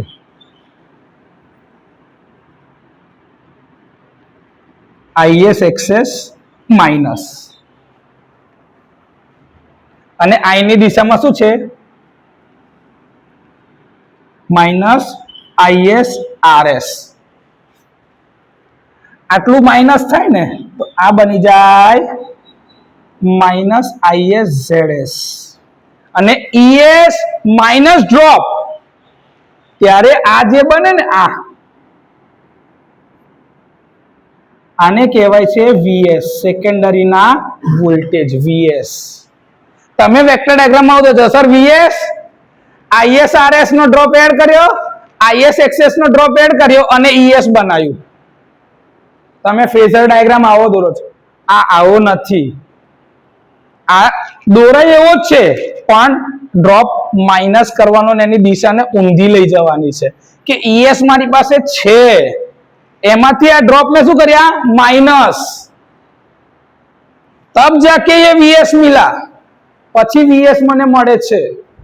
વીએસ મારી પાસે હતો જ નહીં, પણ તમે જ્યારે જ્યારે ફેઝર ડાયાગ્રામ ડ્રો કરો તો તમે વીએસ ડ્રો કરો છો, પછી આઈએસ આરએસ, એમાં આઈએસ એક્સએસ અને આઈએસ ઝેડએસ બતાવી દો. સર ईएस मिल गया. દોરાય બધું બરોબર છે, પણ દિશા આ છે ફેઝર ડાયાગ્રામ, જે તમારી ઇક્વિવેલન્ટ સર્કિટ સાથે મેચ થાય. કોઈ ડાઉટ? હવે શું આ વીપી વાળું જો સમજો, તું અહીંયા આગળ આવ્યો, આટલો ડ્રોપ ખબર પડી ગઈ, પછી એની અંદરમાંથી આટલો કરંટ બી તો જતો હશે ને, તો એનો ડ્રોપ કાઢવાનો મારો. તો મેં ખાલી ડ્રોપ કાઢ્યો ઈપી માંથી, આઈપીઆરપી. જો આ ઈપી છે, મારે અહીંયા આવવું છે, તો મારે આ રસ્તેથી જવાનું, તો આ ઉમેરતા જવું પડશે, એટલે ઉમેરતો ગયો ને. આઈપીઆરપી આઈપીએક્સપી એટલે આઈપીઝેડપી થયો, એને ઉમેર દીધો, અને આખાને મેં ઉમેર દીધો કોનામાં? સોર્સ લગીન પહોંચવા માટે. તો આખું ઉમેરાઈ ગયું, તો શું મળે? વીપી. તો સોર્સ એટલે 0 થી લઈને પોઈન્ટ સુધી આ વીપી છે. એટલે આના માટે જવાનું પ્લસ, આના માટે માઇનસ. ડાયરેક્શન પ્લસ માઇનસ ની કેવી રીતે છે એ ખબર પડવી જોઈએ. લખીને ટોપિકમાં છે પોટેન્શિયલ ટ્રાન્સફોર્મરના સ્પેસિફિકેશન્સ. હવે પોટેન્શિયલ ટ્રાન્સફોર્મરના સ્પેસિફિકેશન્સ જે તમે સીટીના હતા ને, એવા જ હવે પીટીના. જ્યાં ત્યાં કરંટ હતું, અહીંયા આગળ આવશે વોલ્ટેજ. સૌથી પહેલું specification rated primary voltage, PT specifications. તો પીટી ની અંદરમાં સૌથી પહેલા શું આવશે? Rated primary voltage. આ રેટેડ પ્રાઇમરી વોલ્ટેજ એની નેમ પ્લેટ ઉપર લખાયેલા હોય, જેમ કે 66,000 લખાયેલા હોય. 132 કેવી ની હોય તો 132 કેવી લખાયેલા હોય. 400 કેવી ની કાં તો 220 કેવી ની હોય તો એના આધારે 220,000 કિલોવોલ્ટ ની જગ્યા પર હું 1000 લખું છું, અને આ બાજુ 400 કિલોવોલ્ટ ના 1000. એવી જ રીતે અત્યારે આપણે 765 કેવી લગીનની વાત કરી શકીએ છીએ ઇન્ડિયામાં. ચાઇના પાસે 1100 કેવી લગીન છે, એટલે આ લેવલ છે ચાઇના પાસે 1100 અને પછી 3 મીંડા. ફંક્શનિંગ હાલતમાં છે ચાઇનામાં. ઇન્ડિયા હજી વિચારી રહ્યું છે, હજી તો આપણે અહીંયા આગળ સ્ટેબલ થવાના છે, હજી ધીરે ધીરે વધારીએ છે. આપણી પાસે આવું સબસ્ટેશન જે છે પાવર ગ્રીડના અંડરમાં ફંક્શનિંગ છે. પાવર ગ્રીડ જે નેશનલ ગ્રીડ કહેવાય ઇન્ડિયાની, એના અંડરમાં આ ટ્રાન્સમિશન યુટિલિટીના અંડરમાં 765 કેવી સબસ્ટેશન ફંક્શનિંગ હાલતમાં છે. ગુજરાત લેવલમાં જેટકો બી હવે આના માટે તૈયારી કરી રહ્યું છે. એટલાન્ટા ટ્રાન્સફોર્મર જે છે એ 765 કેવી ના ટ્રાન્સફોર્મર બનાવવા માટે જંબુસર પાસેની જગ્યા લઈ લીધી છે. જંબુસર જીઆઈડીસી પાસે જગ્યા આખું લઈ લીધું. ત્યાં એ યુનિટ નંબર 6 કે 5 બનશે. હા, 5 યુનિટ નંબર 5 એની અંદરમાં 765 કેવી ના ટ્રાન્સફોર્મર એ મેન્યુફેક્ચર કરવાનું છે. વડોદરાથી આગળ જે તો વાસદ પાસે યુનિટ નંબર 4 છે એટલાન્ટા ટ્રાન્સફોર્મરનો, જ્યાં આગળ હમણાં ઇન્ડસ્ટ્રીયલ ટ્રેનિંગમાં હતો. ત્યાં 400 કેવી ના ટ્રાન્સફોર્મર ત્યાં આગળ બને છે એ લોકોના.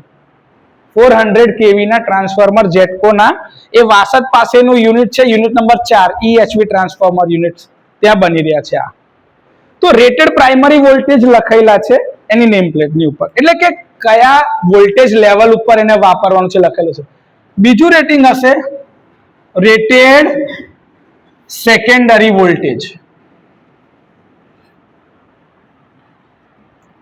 સેકન્ડરી રેટેડ વોલ્ટેજ ફિક્સ છે 110 વોલ્ટ અથવા તો 110/√3 વોલ્ટ. જનરલી આપણે 110 જ કહીએ છીએ કે ભાઈ પીટી ની સેકન્ડરી 110 વોલ્ટ પર રેટેડ છે, ફિક્સ. આ બંને રેટિંગમાં આમાંથી ઉપરથી ગમે તે હોઈ શકે અને નીચેની અંદરમાં આ બંને, એટલે કે 110 વોલ્ટ ફિક્સ હોઈ શકે છે. સ્ટાર અને ડેલ્ટાના આધારે, લાઇન વેલ્યુ ને ફેઝ વેલ્યુના આધારે તમે જે કહેતા હોય એ અલગ કરી શકાય. બાકી 110 વોલ્ટનું રેટિંગ ફિક્સ હોય છે. ક્લિયર? આના આધારે ત્રીજા નંબર પર લખેલો હોય રેટેડ ટર્ન્સ રેશિયો.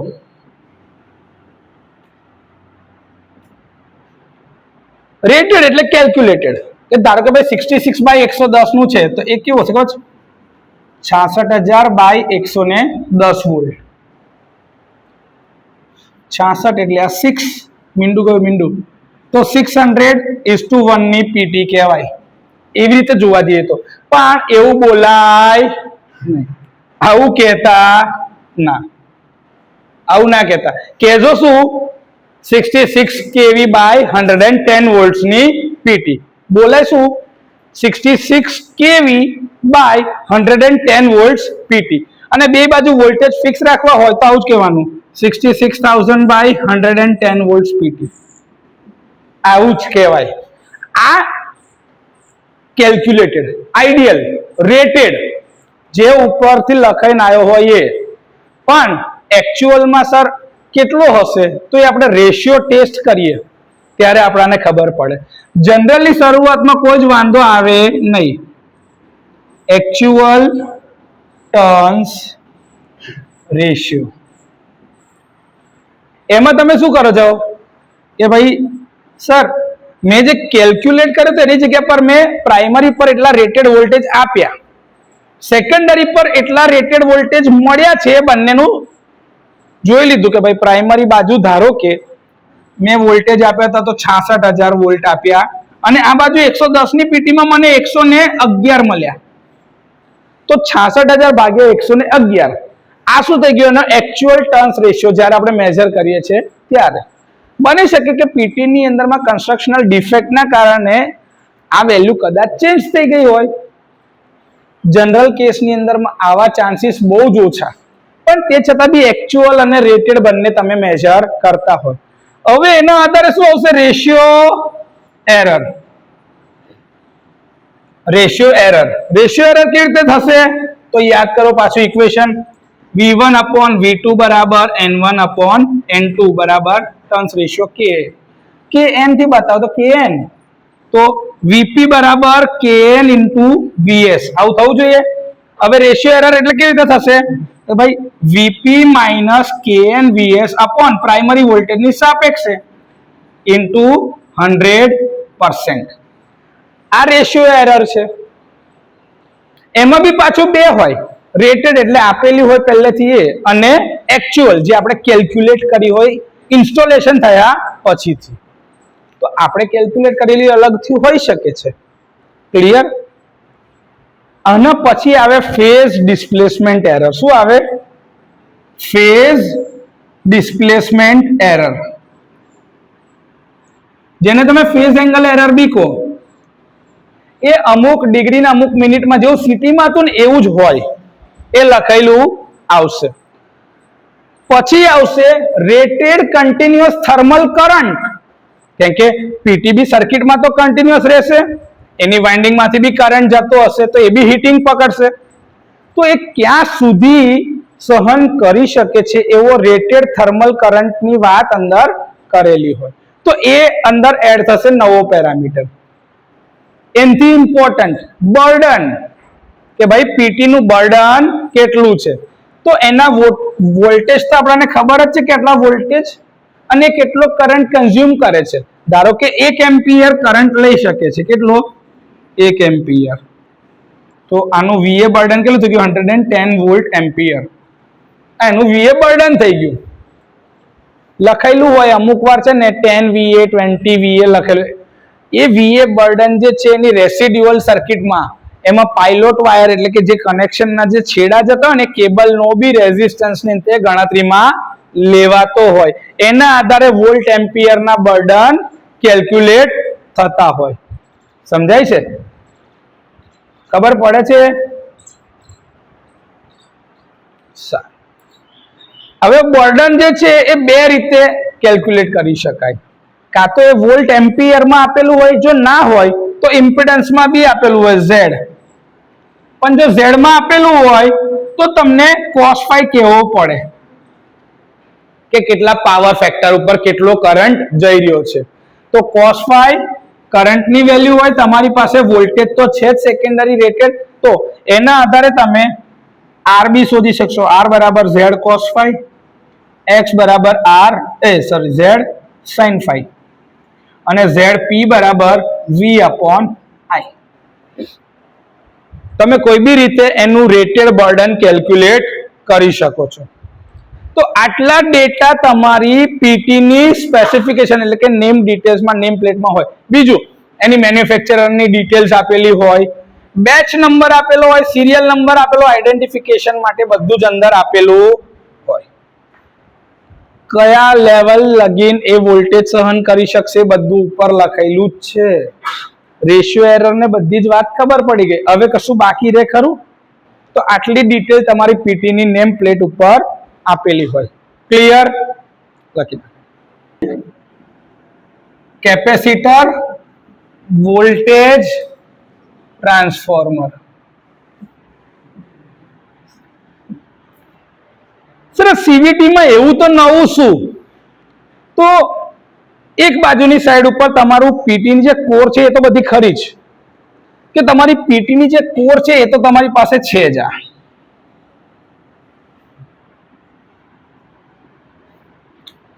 પણ આ જે કોર ને જે સપ્લાય મળશે ને, એ કોર ને જે સપ્લાય મળે છે ને એના ટ્રિગરિંગ ની ઉપર ખાલી એક નાનકડો ચેન્જ. એ નાનકડો ચેન્જ શું છે ખબર છે? આ તમારું L એટલે કે રિએક્ટર, આ તમારું મેઇન કેપેસિટર એની અક્રોસમાં જે LC સર્કિટ બનાવવાની છે, આ તમારું C2 અને જે C1 હશે ને એ નાના નાના ટ્રિગરિંગ કેપેસિટરના રેન્જમાં હશે. આ તમારું આખું કમ્બાઈન બને એક C1 અને અહીંથી તમે આપ્યો છે સપ્લાય. યાદ કરો કે તમે આવા વોલ્ટેજ આપો છો, આને કહેવાય કેપેસિટર વોલ્ટેજ ટ્રાન્સફોર્મર, કેમ કે આમાં કેપેસિટર બી મૂકેલું છે. નોર્મલ કન્ડિશનમાં આ બધા કેપેસિટર એકબીજા સાથે કેવા છે? સિરીઝમાં. તો ઇક્વિવેલન્ટ કેપેસિટરની વેલ્યુ શું થઈ જાય? ઘટી જાય. ઇક્વિવેલન્ટ કેપેસિટરની વેલ્યુ શું થઈ જાય? ઘટી જાય. એટલે કે ઓછું કેપેસિટન્સ આપી રહ્યું છે. પણ જ્યારે કંઈક પ્રોબ્લેમ આવે કાં તો વોલ્ટેજ આવે તો અહીંયા આગળ તમારું L છે, આ તમારું C છે. તે ટાઈમે સિરીઝ રેઝોનન્સ થાય. શું થાય? સિરીઝ રેઝોનન્સ થાય. સિરીઝ રેઝોનન્સ વખતે આવું થાય, XL ઇક્વલ્સ ટુ XC. યાદ છે? XL બરાબર તમે લખતા હતા 2πfL અને XC બરાબર 1/2πfC. કે L ની કિંમત તો શોધવી પડશે ને. એ L અને C ની કિંમત એની મેથે નક્કી થાય. 2πf ને તમે કહેતા હતા ઓમેગા 0, L બરાબર 1/ω0C. જો મારે C ની વેલ્યુ શોધવી હોય તો એ કેવી રીતે મળશે? 1/ω02L. અથવા તો L ની વેલ્યુ શોધવી હોય તો આ L બરાબર શું છે? 1/ω02C equivalent. તો મને આ રિએક્ટરની કિંમત મળશે, કેમ કે આ L ની વેલ્યુ કઈ લેવાની સર? હું સીવીટી બનાવું તો ખરો, પણ આ L કઈ ઘરમાંથી કોઈ બી કિંમત લગાડાય નહીં. L ની કિંમત નક્કી કરવા માટે રેઝોનન્સ કન્ડિશનને ધ્યાને લેવાશે. તે ટાઈમ દરમિયાન આખું આ એપરેટસ જે છે એ પ્યોરલી રેઝિસ્ટિવ સર્કિટ તરીકે કામ કરે.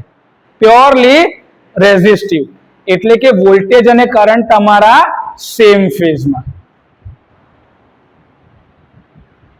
થાય ને. એવું જ કે આ તમારું થાય L બરાબર 1/ω² C ઇક્વિવેલન્ટ.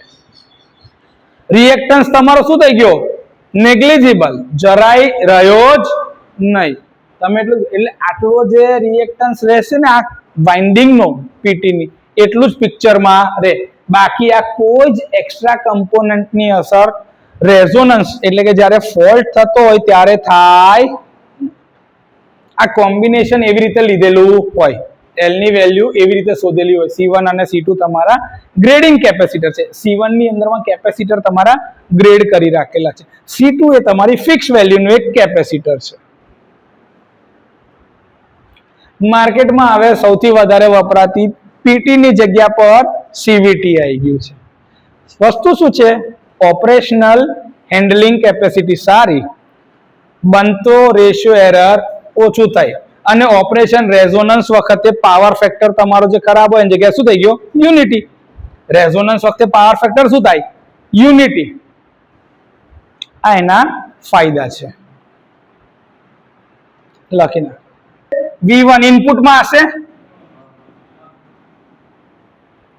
તો V0 જે તમારો આઉટપુટ વોલ્ટેજ છે એ તો V1 ના ગ્રેડિંગમાં જ હશે.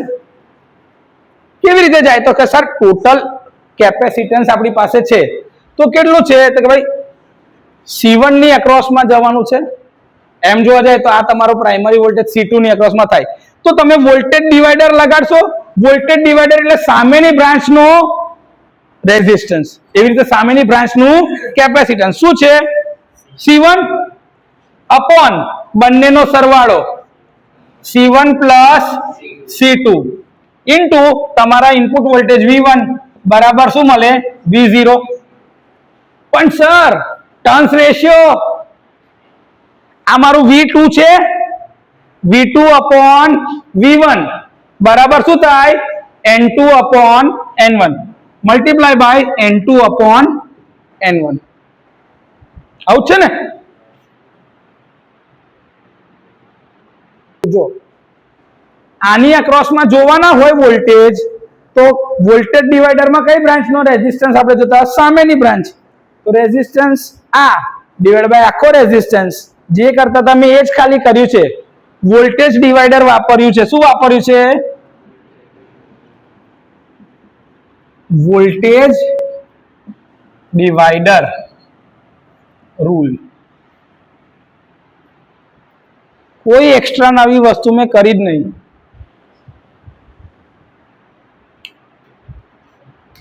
તો ઓવરઓલ આઉટપુટ વોલ્ટેજમાં આ જે અહીંયા આગળ જે બર્ડન બનતું હતું એ શું થઈ ગયું? ઘટી ગયું. રિલેનું બર્ડન જો ઘટી જાય તો ઝડપ વધી જાય, અને એટલા માટે જ આપણે સીવીટી વાપરીએ છીએ, કારણ કે આઉટપુટ સાઈડ ઉપર રિલેના ટર્મિનલ પરનું બર્ડન ઓછું કરે છે. ક્લિયર?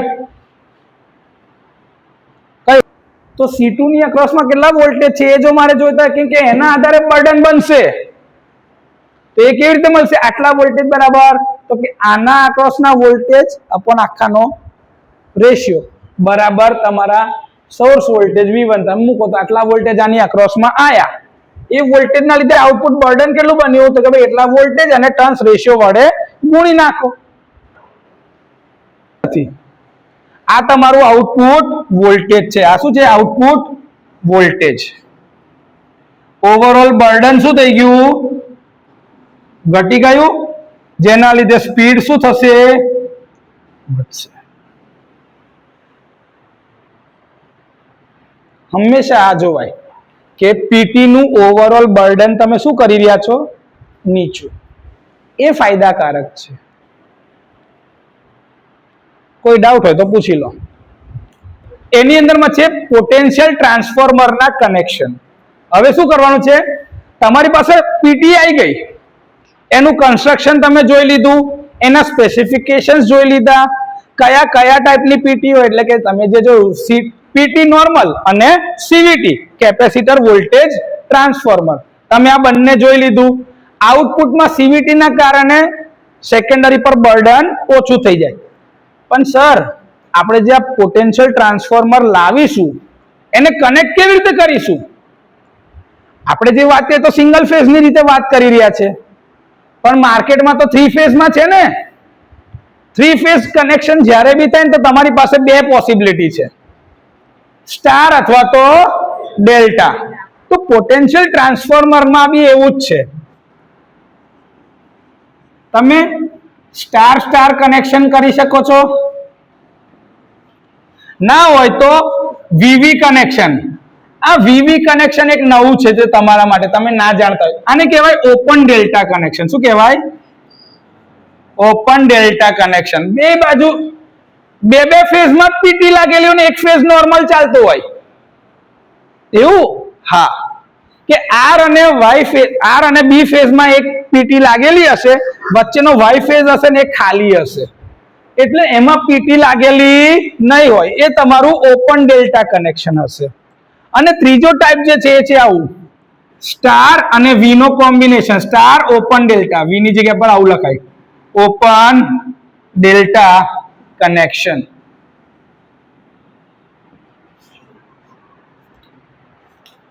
આ શું છે? Connection types of PT. તો સર મારા સ્ટાર સ્ટાર કનેક્શન હશે ધારો કે, તો અમારી પોટેન્શિયલ ટ્રાન્સફોર્મરની વાઇન્ડિંગ સમજો.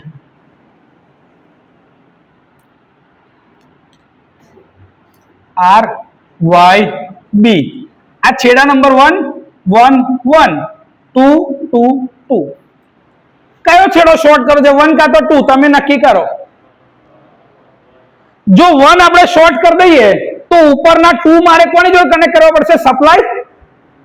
સપ્લાય જોડે, કેમ કે પ્રાઇમરી તો આ. જો આ કનેક્શન સમજવા માટે પહેલા આ તો યાદ રાખજો હા, કે પ્રાઇમરીને સપ્લાય તો આપવાનો જ છે. આમાં સપ્લાય આવ્યો હજી લગીન, તો સપ્લાય કશેક તો આપવું પડશે કે નહીં? તો છેડા સપ્લાય સાથે એક બાજુના લાગશે, પછી આ સેકન્ડરી, અને અહીંથી શું લાગશે? લોડ કાં તો રિલેનો ટર્મિનલ. લોડ બી લાગી શકે, મીટર બી હોઈ શકે, કાં તો રિલેનું કોઇલ, કઈ બી અંદર હોઈ શકે. ક્લિયર? ચાલો, તો મારે હવે હું આગળથી આ 1 છેડા જે છે આ બધાને શોર્ટ કરી દઉં. શોર્ટ થઈ ગયા. તો ઉપરના છેડા ક્યાં લાગશે? Supply R Y B. Bus bar જતો હોય ને આર વાય બી, તો આર વાળું જે છે એ આર સાથે કનેક્ટ કરી દો, વાય વાળું છે વાય સાથે, ને બી વાળું છે બી સાથે કનેક્ટ કરી દીધું. લાગી ગયો પેરેલલ ની અંદરમાં. તો આ તમારું પ્રાઇમરી સ્ટાર બની ગયું, સ્ટાર. આ થઈ ગયું. સર સેકન્ડરીમાં બી તો સ્ટાર બનાવવાનું ને, તો એમાં બી પાછી વાઇન્ડિંગ કેટલી લેવાની? 3.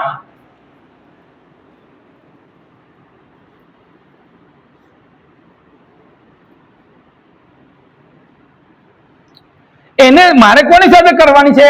કાં તો મીટર સાથે, કાં તો રિલે સાથે, ક્યાંક તો કનેક્ટ કરવાની છે.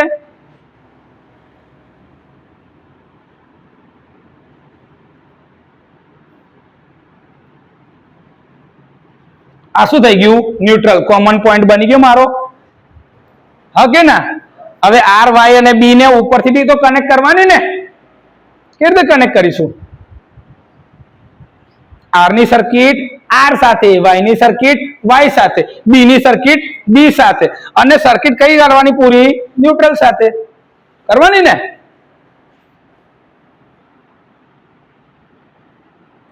આ ટર્મિનલ તમારા બહાર, આ તમારું ન્યુટ્રલ. કોમન પોઈન્ટ બની ગયો. ચાલે કે ના ચાલે? આને નાને કનેક્ટ કરી દે. તો આ તમારું થઈ ગયું આર વાય બી. એનો આ છેડા નંબર 1 1 1 2 2 2 અને કનેક્શન થઈ ગયું પૂરું. તમે શું કરી દીધું? 1 પોઈન્ટ જે છે એને શોર્ટ કરી દીધો ન્યુટ્રલ ની સાથે. આ તમારા 3 ફેઝ બની ગયા અલગ અલગ, અને આ કોમન પોઈન્ટ બની ગયો ન્યુટ્રલ. ચાલે કે ના ચાલે? હા કે ના? જોઈ લો, તમારી ચોપડીમાં બી જોયું તો જોઈ લો કનેક્શન. તો ઓપન ડેલ્ટા ની અંદરમાં આપણી પાસે એક ફેઝમાં વાઇન્ડિંગ જ નથી, પીટી છે જ નહીં.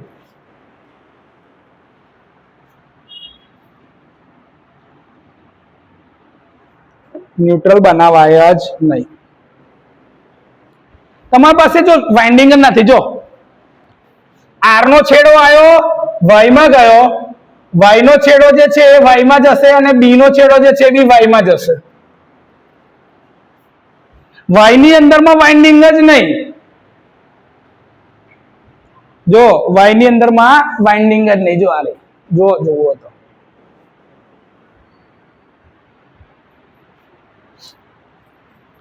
ખાલી એક વસ્તુ નવું કે આનો જે છેડો હશે ને, જો ઉભા રહો એક જ મિનિટ, ભૂસી નાખીએ આખું નાવે છે. આર ના તમારા 2 છેડા હશે વાઇન્ડિંગ ના. આ તમારા આર નો છેડો આવી ગયો, જો ડન. વાય માંથી બી એક છેડો, સોરી બરાબર, આને આર માંથી લઈ. આ તમારો આર ફેઝ નો છેડો આવી ગયો. એવો તમારા બી ફેઝ નો છેડો આવી ગયો વાઇન્ડિંગ. હવે એક છેડો જે રહ્યો કયો છે? વાય ફેઝ વાળો. એમાં વાઇન્ડિંગ જ નહીં, ઓપન ડેલ્ટા કનેક્શન છે. હવે ડેલ્ટા બી તો બનાવવાનું. ચાલો, આ ધારો કે A1 A2 B1 B2 C1 C2 થાય. આવું યાદ આવ્યું? A2 કઈ જાય? B1 માં, એટલે B1 અને B2. B2 કઈ જાય? તો કે C1 માં. અહીંયા આનું કનેક્શન અહીં આપવું પડશે. A2 B1 માં, એટલે A2 થી B1 આપવું પડશે. B2 થી જાય C1 માં, અને C2 હા ઉભા રહો, A2 B1 ને B2 C1 અને C2. તો C2 નું એક છેડો મારે આપવો પડશે A1 માં. યાદ કરો તો આવું હોય. A1 A2 B1 B2 C1 C2.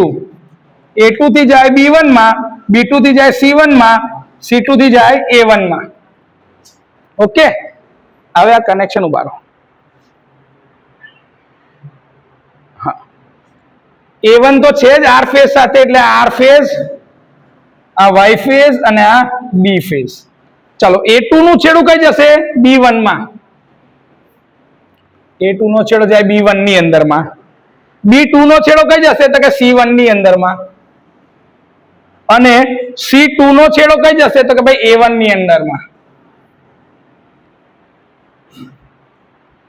મેં આના લીધે જ બનાવ્યો અહીંથી આજ ખાલી આમાં વાઇન્ડિંગ હતી એ વાઇન્ડિંગ આમાં છે ઓપન ડેલ્ટા કનેક્શન. સામે રિલેના જે 3 છેડા વાળું જે જતું હતું એમાં બી આવું જ, હા કે ના? તો એ બની જાય, એ તમારાથી બની જાય. છેડો વચ્ચે વાળા ફેઝ ની અંદર માં કોઈ જ રિલે કે કોઈ કોઇલ કે કશું રાખવાનું નથી. A1 A2 B1 B2 C1 C2 જે આ રીતે કનેક્શન કરો છો એ જ રીતે ત્યાં બી કનેક્શન કરવાના. ઓપન ડેલ્ટા છે એટલે લૂપ તો બનાવવાની, ખાલી ત્યાં આગળ કોઈ કોઇલ રાખવાની નહીં. આવું જ કરવાનું. જો एक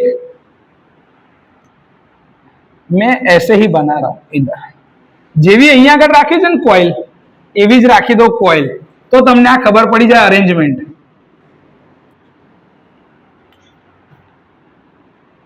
A1 A2 B1 B2 C1 C2 A2 થી B1 B2 થી C1 C2 થી A1. જે આ કનેક્શન છે એવા જ કનેક્શન ત્યાં આગળ ઉપર કરવાના છે. ક્લિયર? આવડે? રિલે ની કોઇલ કેટલી લાગશે? 2. કેમ? વાઇન્ડિંગ બી તો 2 જ છે ને સર. તો એક રાઉન્ડ અહીંયા આવશે, એક રાઉન્ડ રિલે ની કોઇલ નો અહીંયા આવશે. આમાં વાઇન્ડિંગ જ નહીં તો કોઇલ આવે? બચત થઈ ગઈ. કોપર સેવિંગ કન્સેપ્ટ કહેવાય આને. શું કહેવાય? Copper saving concept. આ કે એક આખી વાઇન્ડિંગ નું કોપર બચી ગયું એક આખા ફેઝ માટે, પ્રાઇમરી અને સેકન્ડરી બંનેમાં. આને કહેવાય છે કોપર સેવિંગ કન્સેપ્ટ. શું કહેવાય? એના માટે થઈને આવું ઓપન ડેલ્ટા ડેલ્ટા કનેક્શન પિક્ચરમાં આવ્યું છે. બીજું હોય એ સ્ટાર હોય, એક બાજુ પ્રાઇમરી બાજુ સ્ટાર RYB અને એક ન્યુટ્રલ બનાવવાનો, અને ઓપન ડેલ્ટા હોય એટલે સેકન્ડરીમાં આવું જ હોય. તો આ ત્રીજા પ્રકારનું કનેક્શન છે, સ્ટાર અને ઓપન ડેલ્ટા. ક્લિયર? કોઈ ડાઉટ આમાં? ઓકે. તો નેક્સ્ટ ટોપિક જે છે એકદમ સિમ્પલ, સીટી અને પીટી નો ડિફરન્સ. સીટી શેના માટે વપરાય? કરંટ ને સ્ટેપ ડાઉન કરવા, અને પીટી વોલ્ટેજ. સીટી ની સેકન્ડરી ના રેટિંગ શું હોઈ શકે? 1 એમ્પિયર અથવા તો પીટી ની સેકન્ડરી ના વોલ્ટેજ 110 વોલ્ટ અથવા તો 110/√3 ફિક્સ. ક્લિયર? સીટી જે છે એ સિરીઝ માં લાગે, પીટી જે છે એ પેરેલલ માં લાગે. ક્લિયર? કોઈ ડાઉટ? બીજા બધા કન્સ્ટ્રક્શન વાઇઝ તો એમાં સિમિલારિટી જ છે, ડિફરન્સ નથી. ડિફરન્સ ખાલી એના ઓપરેશનના કારણે છે. સમજી ગયા? Okay, understood? હવે જે ટોપિક છે એ ટોપિક આ ચેપ્ટરનું અથવા તો આ સબ્જેક્ટનું હાર્ટ કહી શકાય. કેમ કે હવે જે આપણે ભણવાના છે પ્રોટેક્ટિવ રિલે. હવે શું ભણવાના છે? Protective relay. Sir protective relay એટલે શું? તો જેવું આપણા શરીરમાં મગજ છે કે કઈ બી એક્ટિવિટી થાય તો એ મગજને ખબર પડે, એવી જ રીતે પાવર સિસ્ટમની અંદરમાં જો કોઈ બી એબનોર્માલિટી આવે અથવા તો કંઈક ફોલ્ટ થાય, કાં તો એનું ઓપરેશન કંઈક ડિફર થાય, એની ઇન્ફોર્મેશન કોને મળે? રિલેને. તો રિલે જે છે એ પ્રોટેક્શન સિસ્ટમનું હાર્ટ કહેવાય અને આખી સિસ્ટમનું બ્રેઇન. આને સાદી ભાષામાં એવું કહે છે અત્યારે IED, ઇન્ટેલિજન્ટ ઇલેક્ટ્રોનિક ડિવાઇસ. આવું બી કહે છે અત્યારે. કેમ કે આપણે અત્યારે વાપરી રહ્યા છે બધા ડિજિટલ રિલેઝ, એના લીધે થઈને આને IED કહેવાય છે, ઇન્ટેલિજન્ટ ઇલેક્ટ્રોનિક ડિવાઇસીસ. હવે આ રિલે કામ કેવી રીતે કરે? તો તમે બેસિક ટ્રિપિંગ વ્યવસ્થા જોઈ હતી, એમાં તમે કહેતા હતા કે ભાઈ જેવી સિટી નું સિગ્નલ મળ્યું એને ડિટેક્ટ કર્યું કે ભાઈ કરંટ બદલાયો, જેના કારણે રિલે સિગ્નલ આપ્યું. કોને? બ્રેકરની ટ્રિપ કોઇલ એનર્જાઇઝ કરી. એટલે સર્કિટ બ્રેકરની ટ્રીપ કોઇલ અટ્રેક્ટ થઈ ગઈ, પ્લન્જર ત્યાંથી ખુલી ગયું અને બ્રેકર ઓપન થઈ ગયું, જેથી કરીને ફોલ્ટી પાર્ટ અને હેલ્ધી પાર્ટ એકબીજાથી શું થઈ ગયા? છૂટા. તો આ એક્શન કરવા માટે કમાન્ડ કોણે આપ્યો? રિલે. અત્યારની જે ઇલેક્ટ્રોનિક ડિવાઇસ જે તમે કહો છો ડિજિટલ રિલે, આની અંદર અલગ અલગ પ્રકારના અલ્ગોરિધમ્સ હોય, એની પોતાની મેમરી હોય, જેમાં આખા કોડ લખેલા હોય કે કેવી રીતે કામ કરશે. એની સેટ વેલ્યુ અંદર મૂકેલી છે, જે કમ્પેરિઝન માટે આપણે વાપરીશું. જો એ થ્રેશોલ્ડ વેલ્યુ આવે એટલે કે કમ્પેરિઝનની જે તમે વેલ્યુ નાખી હોય એના કરતા જો એને કરંટ વધારે મળે, એનો મતલબ શું થાય કે ઓવર કરંટ આવેલો છે. તો રિલેનું ફંક્શનિંગ કેવી રીતે થશે એ સમજો જરાક. હું એવું કહું છું કે આ મારી એક આ રિલે લાગેલી છે. રિલે સૌથી કોમન પ્રકારનું જે પ્રોટેક્શન અપાય છે એ છે મારું ઓવર કરંટ. કયું? Over current. ઓવર કરંટ એટલે શું?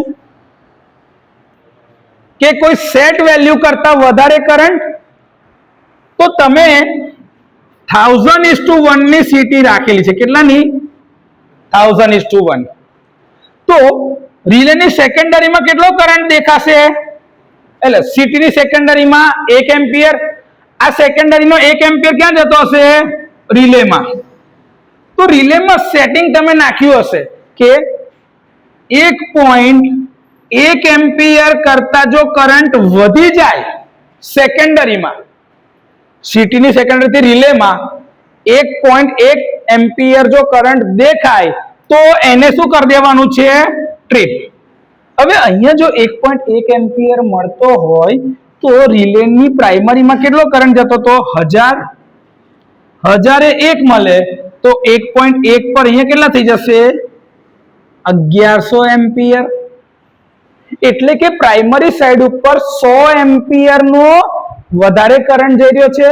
તો રિલે આ 100 એમ્પિયર જે વધારે ગયા એના ઉપર શું આપશે? ટ્રીપ. ક્લિયર છે? સમજાય છે? આને કહેવાય, કેમ કે જો 1000 એમ્પિયર રેટેડ કરંટ છે એના ઉપર 10% ઓવરલોડ થયો તો 1100 થયા ને. સમજો 1000 પર 10% નો ઓવરલોડ તો શું થઈ ગયું? 1100 એમ્પિયર. તો આનું ટ્રિપિંગ 10% ઉપર સેટ કર્યું કહેવાય કે 10% ઓવરલોડ થાય તો રિલે કમાન્ડ આપશે ટ્રીપ કરવા માટે. શું કરશે? ટ્રીપ. અને રિલે આની સાથે સાથે ટ્રીપ કરીને તમને એકનોલેજ બી આપશે, એક સિગ્નલ બી આપશે ને, એલઈડી બી ગ્લો કરશે ને કે ભાઈ ટ્રીપ થઈ ગયું છે. હેલ્ધી પાર્ટ અને ફોલ્ટી પાર્ટ એકબીજાથી છૂટા. કયા સેક્શનમાં રિલે ગઈ છે એ બધી ઇન્ફોર્મેશન આપશે તમને રિલે. પણ શું આ બધા કામ એક રિલે જ કરશે? હવે બધા કામ જો એક જ રિલે કરવા જાય તો એ પહોંચી વળે ખરી? ચલો પહોંચી બી વળે, પણ તો સાથે સાથે કેટલા બધા છેડા એક સાથે કાઢવા પડે.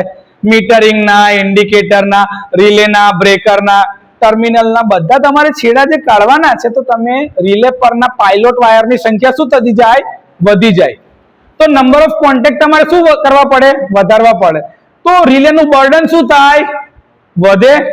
હું એવું કહું કે ભાઈ તમે ખાલી બેગ લઈને આવો, પણ એના જગ્યાએ મેં કીધું ભાઈ મેન્યુઅલ લઈને આવવાની છે, તો મેન્યુઅલ તમે તમારી કરાઈ, પણ બીજા 5 ભાઈબંધોએ બી કીધું ભાઈ અમારી બી મેન્યુઅલ લઈ આવજે. તો એક રિલે એટલે કે એક મેન્યુઅલ તારી લઈને તો તારે આવવાની જ હતી, પણ તારી ઉપર બીજા 4 જણની મેન્યુઅલ વધી. તો એ રિલે પર આવા જ કોન્ટેક્ટ જો વધતા જાય તો બર્ડન શું થાય? વધે. એટલે કે જો વજન વધશે તો ઝડપ. બર્ડન વધવાના કારણે રિલેની સ્પીડ ઘટી શકે છે, રિલેની સેન્સિટિવિટી પર અસર થઈ શકે છે. તો આ બધી જ વસ્તુને ધ્યાન પર લઈને રિલેને એવું કીધું કે ભાઈ તારે ખાલી મેઇન જ કામ કરવાનું કે ફોલ્ટને સેન્સ કરવાનું અને સિગ્નલ આપવાનું. કોને આપવાનું? તો કે ઓક્ઝિલરી રિલેને. કોને આપવાનું? ઓકે સર, તો હવે રિલેને શું મળી ગયું? એક આસિસ્ટન્ટ. શું મળી ગયો? હવે મારે એટલા બધા કામ કરે, હું કહું ભાઈ પ્રથમ તું આ કર દે, ભાઈ તું આ કર દે, તું આ કર દે, તું આ કર દે, તો પાંચ છ જણ અલગ અલગ કામ કરવા લાગ્યા, તો મારું કામ શું થઈ ગયું? વેચાઈ ગયું. તો મારું બર્ડન રિલે ખાલી શું કરવાનું છે? સિગ્નલ આપવાનું છે. રિલે ખાલી સિગ્નલ આપવાનું છે. કામ કોણ કરી રહ્યું છે? Auxiliary relay. કામ કોણ કરી રહ્યું છે? અચ્છા, પણ ઓક્ઝિલરી રિલે આ રિલેના સિગ્નલ વગર કામ કરે ખરું? તમે તમારી રીતે વાંચવા લાગો ખરા? ભાઈ હું તમને કહું તો તમે કરવાના ને, મતલબ કે મારું ઇનપુટ મળે તો તમે કામ કરો છો. એટલે કે જો મેઇન રિલેનું સિગ્નલ મળે તો જ ઓક્ઝિલરી રિલે કામ કરે. બધા કામ કોણ કરે છે? Auxiliary relay. પણ કોના કમાન્ડ ઉપર? મેઇન રિલેના. અને એટલે જ ઓક્ઝિલરી રિલેને કહેવાય છે ઓક્ઝિલરી રિલે. આને કહેવાય છે ઓલ ઓર નથિંગ રિલે. કે બધું કામ આ જ રિલે કરે, પણ જ્યાં સુધી કમાન્ડ ના મળે ત્યાં સુધી કશું જ કરી શકે. સાદી ભાષામાં કહીએ તો સ્લીપર સેલ્સ. આપણે પિક્ચરોમાં જોઈએ છે ને, તે પિક્ચરોમાં પેલો મેસેજ આવે તો પેલો એક્ટિવ થઈને કામ કરવા લાગે છે. બસ એના જેવું જ છે. જ્યાં સુધી મેઇન રિલે કમાન્ડ ના આપે ત્યાં સુધી ઓક્ઝિલરી રિલે કામ કરી શકે નહીં. ભૂખ લાગી છે, એ કમાન્ડ કોણે આપ્યો?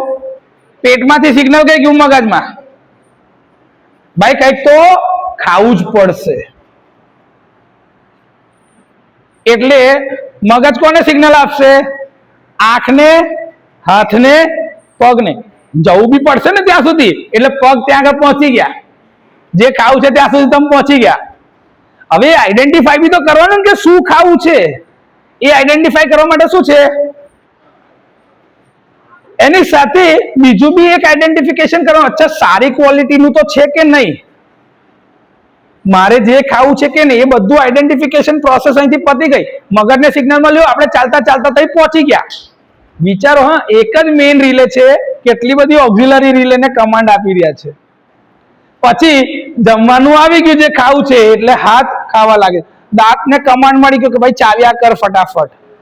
જેવું પેટમાં જાય એવું શાંતિ લાગે, પેટ ભરાઈ ગયું. હવે પાછા કામે વળગો, પાછા તમે પાછી પોતાની જગ્યા પર આવો. તો this commands are given by this relay. આ મેઇન કમાન્ડ સેન્ટર છે. જેવું આપણા શરીર માટે મગજ છે, એવું જ પ્રોટેક્શન સિસ્ટમ માટે ઓક્ઝિલરી રિલે જ બધા કામ કરે છે. પણ એને કમાન્ડ કોણ આપશે? Main relay. તો મેઇન રિલે હવે ખાલી શું કરવાનું રહ્યું? સિગ્નલ આપવાના રહ્યા. હવે આ ઓક્ઝિલરી રિલે શું કામ કરી શકે? તો ઓક્ઝિલરી રિલે બધા જ કામ કરે.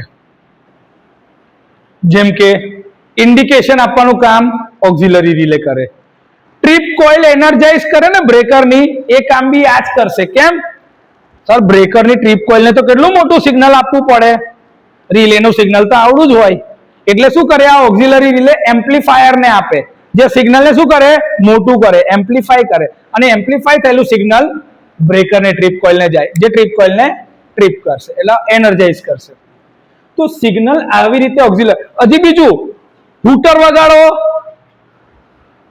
અનાઉન્સિએટર વાગે ને પેલું કે ભાઈ ફોલ્ટ થયો, ટુ ટુ ટુ કન્ટિન્યુઅસ જે વગાડવું છે એ કામ કોણ કરશે? Auxiliary relay. એને બી સિગ્નલ ઓક્ઝિલરી રિલે આપે. મીટર ઉપર બતાવો કે ભાઈ ફોલ્ટ થયો છે આટલી વેલ્યુનો, એ સિગ્નલ બી ક્યાંથી આવ્યું છે?